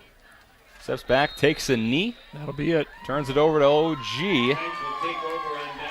21 seconds to play in this 4th quarter. Knights will at least have to get out and snap the ball. They're led by Tate Wishard onto the field, looking back at his teammates, trying to get him pumped up, congratulating him most likely, staying positive. The Knights have had a great season so far. They have a lot to learn from this game, and I think they're going to have a good week of practice ahead of them. Get things and that's figured out. Exactly. They have to stay positive. That's the main focus right now. They can't get down because, they were undefeated coming in. They have to keep focus. And Norton will step in. Victory formation for the Knights as well, and they're just going to let this one ride out. The clock winding down. Teams are lined up, and the Brandon Valley Lynx have served up the O'Gorman Knights their first loss of the season on the final regular season game. So the Knights finish that season again 8-1. Brandon Valley moves to 7-2, and we will see where everybody falls as far as seed points and the 2nd, 3rd, 4th, and 5th spots in 11 AAA football. We'll step aside. When we come back, we'll have the Knights Locker Room Show, sponsored by Dr. Mark Hagen with Hagen Chiropractic Clinic. Stick around for that. We're going to break down what we saw in tonight's game. We're going to get you the Knights offensive and defensive players of the game, and we'll take a look at the possibilities and some scores as we head into postseason. That's on the way right here on Real Presence Radio Network. Morgan Stanley values long-term relationships with its clients. Andrew DeMore and Thaddeus Barnes, financial advisors with the Barnes DeMore Group of Morgan Stanley's Sioux Falls office, know that building relationships begins with getting to know each client. Andrew and Thad can create personal investment strategies to help meet retirement, education, and other financial needs. Andrew and Thad can be reached at 338-6500. Investments and services are offered through Morgan Stanley, Smith Barney LLC, member SIPC. Financial Benefits Company helps individuals and small businesses prepare for retirement. Financial Benefits Company's philosophy is safe principal, positive return. You can reach John Fritsch at 605-334-8086 and on the web at fbcjf.com. Financial Benefits Company is a proud sponsor of Catholic Radio. Join us for The Shepherd's Voice and Ignition on Monday mornings from 7 to 8, plus 3 weekly editions of our regular local show, Real Presence Live, Tuesday through Thursday mornings from 9 to 11. This includes 2 monthly Real Presence Live programs hosted from Sioux Falls by Heather Carroll, Father Tim Smith, and Dr. Chris Bergwald. On Saturdays at 5 p.m., tune in Word on Fire with Bishop Robert Barron and Reflections with Father Mike Schmitz. And on Sunday mornings at 8:30, you can hear Catholic Views. Enjoy these great programs on the RPR Network. Do you have daily pain and discomfort that includes headaches, neck and back pain, and arm and leg numbness? Dr. Mark Hagan with Hagan Chiropractic Clinic provides gentle adjusting, x-ray evaluation, rehabilitation, and massage therapy to treat these symptoms. Hagan Chiropractic Clinic is located on 14th and Cliff, 6 blocks north of Avera Hospital. Hi, this is Dr. Mark Hagan with Hagan Chiropractic Clinic. Don't say ouch, call me at 361-OUCH.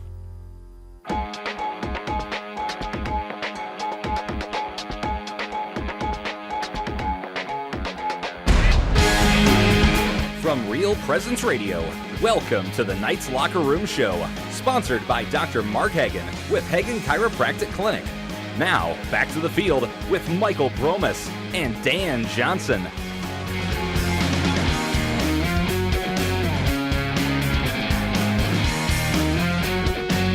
Welcome back to Brandon, South Dakota. Welcome in to the Knights Locker Room Show, sponsored by Dr. Mark Hagan with Hagan Chiropractic Clinic for headaches, neck and back pain, and arm and leg numbness. Dr. Mark can be contacted at 361-OUCH. That's 361-OUCH. Hagan Chiropractic, good hands for bad backs. The O'Gorman Knights served up their first loss of the season at the hand of the Brandon Valley Lynx, 40-15 to round off the regular season at 8-1. And Dan, what it comes down to is Brandon Valley controlled the ball. They were doing the scoring, and the Knights just didn't have a response. Defensively, they stuck in there as best as they could, considering they were on the field for probably 3/4 of the game. But offensively, it was an early interception for OG at the first possession of the game, and then a fumble after that on a kickoff, and then 2 consecutive attempts to score a touchdown, but the Knights turned it over on downs on the 1-yard line, then starting the second half with an interception again. Just it compounded on top of itself, and the Knights with the loss. They were never into this game. No. They were never in this game. From the very first play, they were not into it. When you got five offensive plays in the first quarter, that's hard to come back from. But they got manhandled. Yeah. They got manhandled. And by a very good Brandon Valley squad. I mean, they came out and offensively they were lights out. Althoff was as good as everybody said he was. Skolton was throwing some good passes once he found his rhythm. And, of course, Jesse Steffel and Tate Johnson just controlled that run game. And credit to the offensive line, of course. And they're juniors. Yeah. They're going to be back next year for Brandon Valley. It's a young squad. Yeah, very young squad. And except for Carter Althoff is graduating this year, but still you have some good receivers that you can also work with. We saw some good action from Cole Siegfried, Siliuson as well, McCann. So Brandon Valley, very tough. Credit where credit's due. They played a great game, and the Knights just didn't really ever find their groove. I do believe they came out with a lot of fire. I think they came out wanting and really wanting to win this game, but it was that first interception and then that first fumble after that just took the demoralized. wind out of the sail. And they weren't able to get that win back. But look how we did there in the fourth quarter into the third, where we just took the ball straight down and about 20 seconds, 30 seconds and scored. But what really took the wind out was the 2 4th and 1 at the goal line, and we gave it up. Yeah. 2 of those, that really takes you out of it. And one of those resulted in about a 6-minute offensive drive from the one for a touchdown, a 99-yard touchdown drive from Brandon Valley, and that just sucked up basically the rest of the second quarter, and the Knights didn't have a chance to really find the rhythm again. So, but like what we talked about, the best thing, I'd rather have the loss tonight than next week or the week after or the week after, but here you are, into the season, 8-1. You can't hang your head low about that. You're ranked number 1 in the state going into playoffs. You're still number 1, home field advantage, which we hope. And with that, you have to mentally prepare and execute and come out next week and play back this solid football again. That's no doubt about it. They're going to have a hard week, but they need to heal a little bit, I think. You're listening to the Knights Locker Room Show, sponsored by Dr. Mark Hagan with Hagan Chiropractic Clinic. Again, the Knights fall to Brandon Valley 40-15. We'll step aside. When we come back, we'll dub our Knights Pizza Ranch players of the game for offense and defense. That's on the way right here on Real Presence Radio Network. Aaron's in Sioux Falls is a lease-to-own retailer of furniture, electronics, and appliances. Aaron's offers payments that include 12, 18, and 24-month plans, and Aaron's same as cash option. They provide delivery and setup with a lease-to-own agreement, and product service and repair are also included. You can visit the Sioux Falls Aaron's store or call 988-9999. And you can also shop online at aarons.com to experience the Aaron's difference. Own it. Hi there, Ryan here from Mini Critters. Mini Critters has been a locally owned stop for all pets' needs to keep them happy and healthy. With all the pet food choices available, finding the right dog or cat food can be a challenge. But no worries. We can be reached at 605-361-0006 and let our staff help find the perfect food for any dog or cat. Mini Critters has food, treats, toys, and more. Mini Critters, your friends, your family.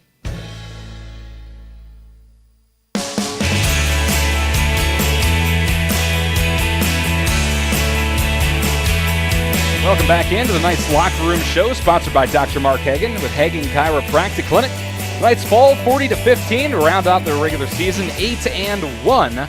Just barely missing that perfect mark, but they should still stay at the number 1 spot moving into postseason. But we did see some good stuff, some gems in what was otherwise a sloppy game from OG, and it's time to dub our Knights Pizza Ranch players of the game, brought to you by the Pizza Ranch and Fun Zone Arcade on 41st Street in Sioux Falls. Pizza Ranch's daily specials every day and a fun zone for your kids to play. Pizza Ranch can be contacted by calling 271-8646. And Dan Johnson, who do we have? Let's start defensively, the stronger of the two sides for OG. You call it. I'm kind of up in the air. Yeah. I think we have to give it to Noah Reeves. We saw some good play, but Noah Reeves had a great sack, a handful of tackles. He was involved in the safety the Knights were able to pick up as well. He was all over the place, and not only that, but he would sweep around the end, break off of the offensive lineman, and sneak up on the quarterback to try to pressure him at least, and sometimes make a tackle. So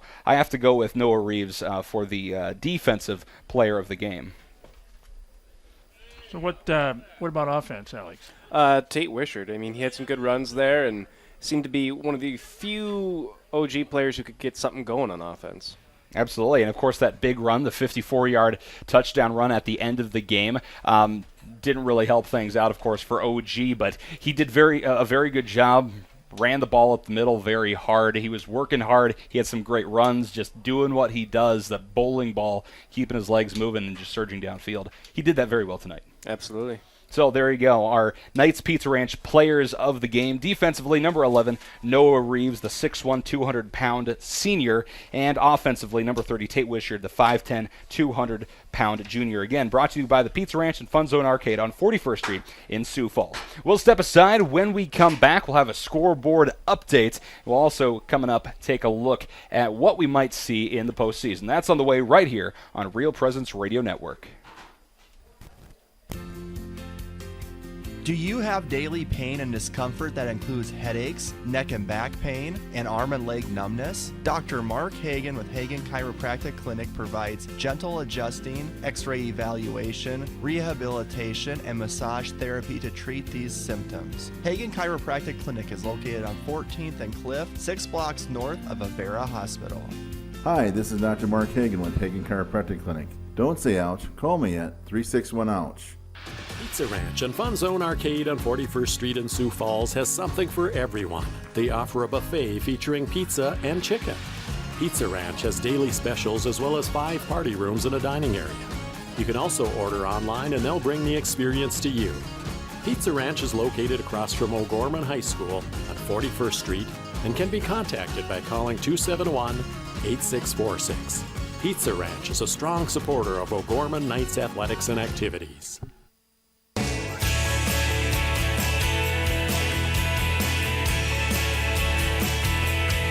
Welcome back into the Knights Locker Room Show, sponsored by Dr. Mark Hagan with Hagan Chiropractic Clinic. The Knights fall to Brandon Valley 40-15.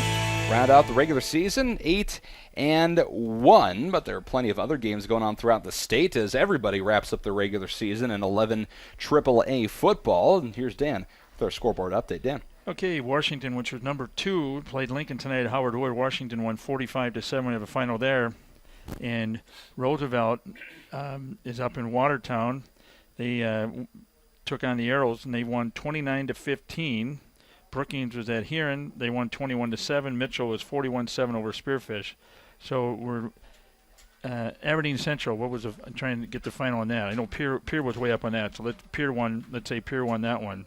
So that takes Aberdeen Central and Stevens down for that 8th spot to who gets in. Well, Pier won 30-0. So again, with Stevens and Central playing, which is a late start out there, they're probably in the second half out there now. So it's going to be between a toss-up. If Stevens can win, they're going to get in. Will we play them? If not, we're going to see Aberdeen Central come back to Sioux Falls. Yeah, and that really makes things interesting for postseason, really. And we'll get that into that a little bit here after this coming break. But some great football and kind of what you came to expect with the matchups. No real upsets, again, except for Brandon Valley defeating O'Gorman. Mm-hmm. That was the only upset tonight. Washington, they handled Lincoln 45-7. And Roosevelt I think they were ahead most of the game up in Watertown, 29-15. But, again, some good football tonight. It's Thursday night, last regular season for the year, not just in AAA, AA, A and B, everybody. So it's playoff time. All righty. The best time of year, yep. Really. We'll step aside one more time when we come back to the Knights Locker Room Show, sponsored by Dr. Mark Hagan with Hagan Chiropractic Clinic. We'll take a look at that postseason bracket. We have some speculation, and I think we might be able to dissect what that top order might be, at least for the top 5. So that's on the way right here on Real Presence Radio Network. Pregnant. One word, many emotions. Catholic Family Services provides free and confidential counseling to birth parents regardless of faith or ethnic origin. The birth parents will receive information and resources to help make the right decision for them.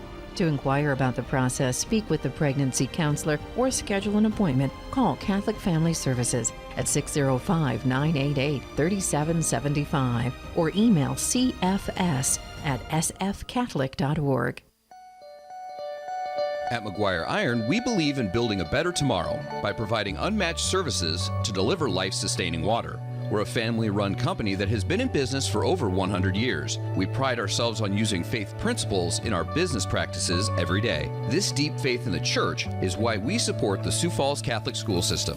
From all of us at McGuire Iron and the Jones family, we wish all the O'Gorman students and student athletes good luck this year.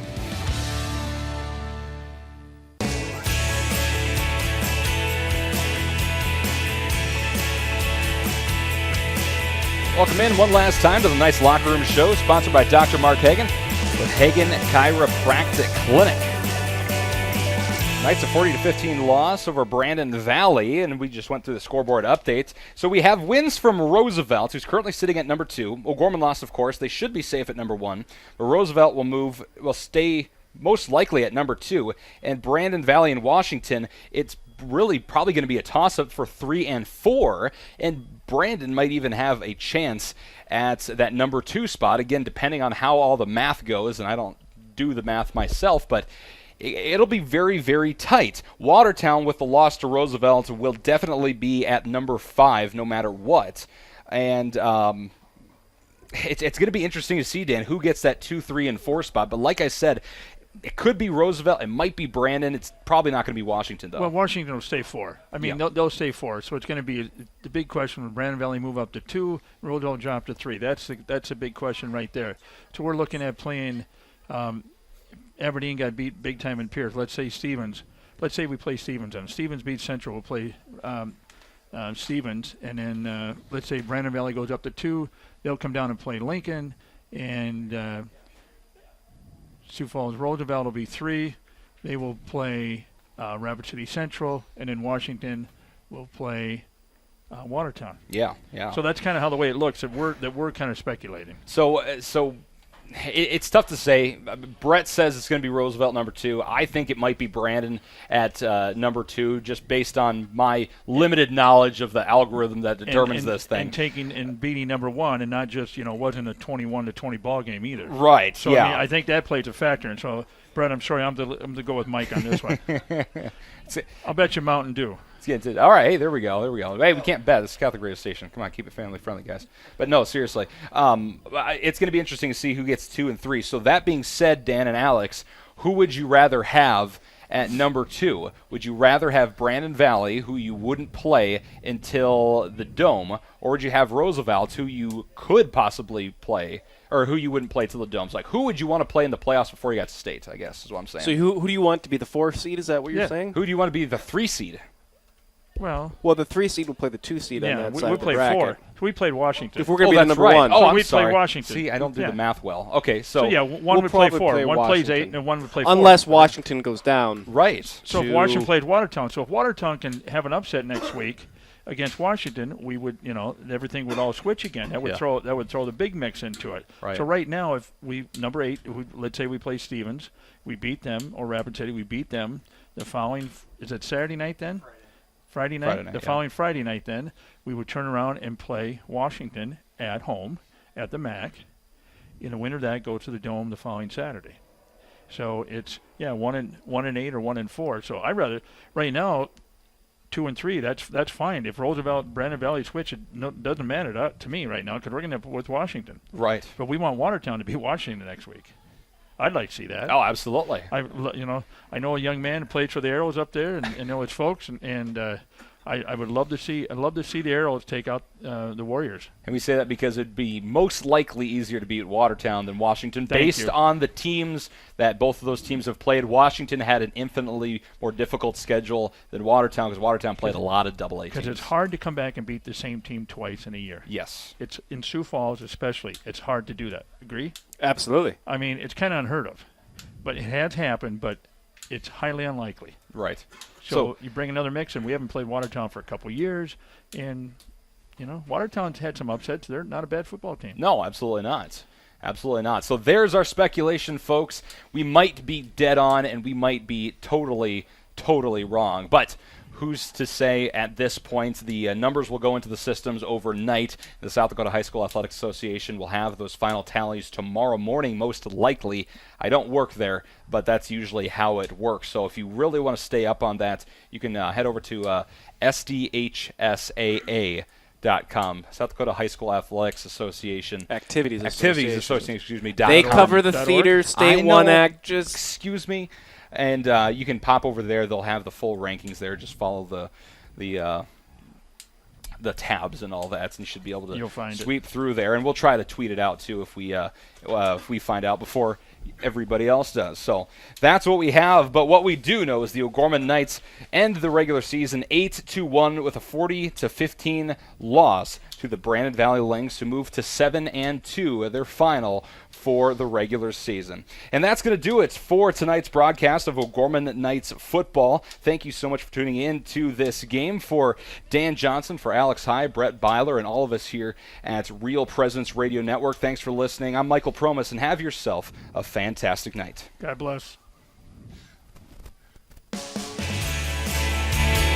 From Real Presence Radio, O'Gorman Knights football has been brought to you by Catholic Family Services, Catholic Community Foundation of Eastern South Dakota, Jardine Construction, Hagen Chiropractic Clinic, Mini Critters, Barnett Vision Clinic, Crossroads, the Barnes DeMoore Group Financial Advisors at Morgan Stanley, Sioux Falls Catholic Schools, Jeff Alvey with Fairtax Inc., John Fritsch with the Financial Benefits Company, McGuire Iron, Knights of Columbus Insurance Field Agents Jason Bell Richard and Heath Dickelman, Pizza Ranch and Fun Zone Arcade on 41st Street, First Premier Bank Card, Aaron's, Sioux Equipment Company, Ide Bailey, Ferendorf Family Chiropractic and Wellness, Mark Promis with Providence Financial, and Big Rig Barbecue.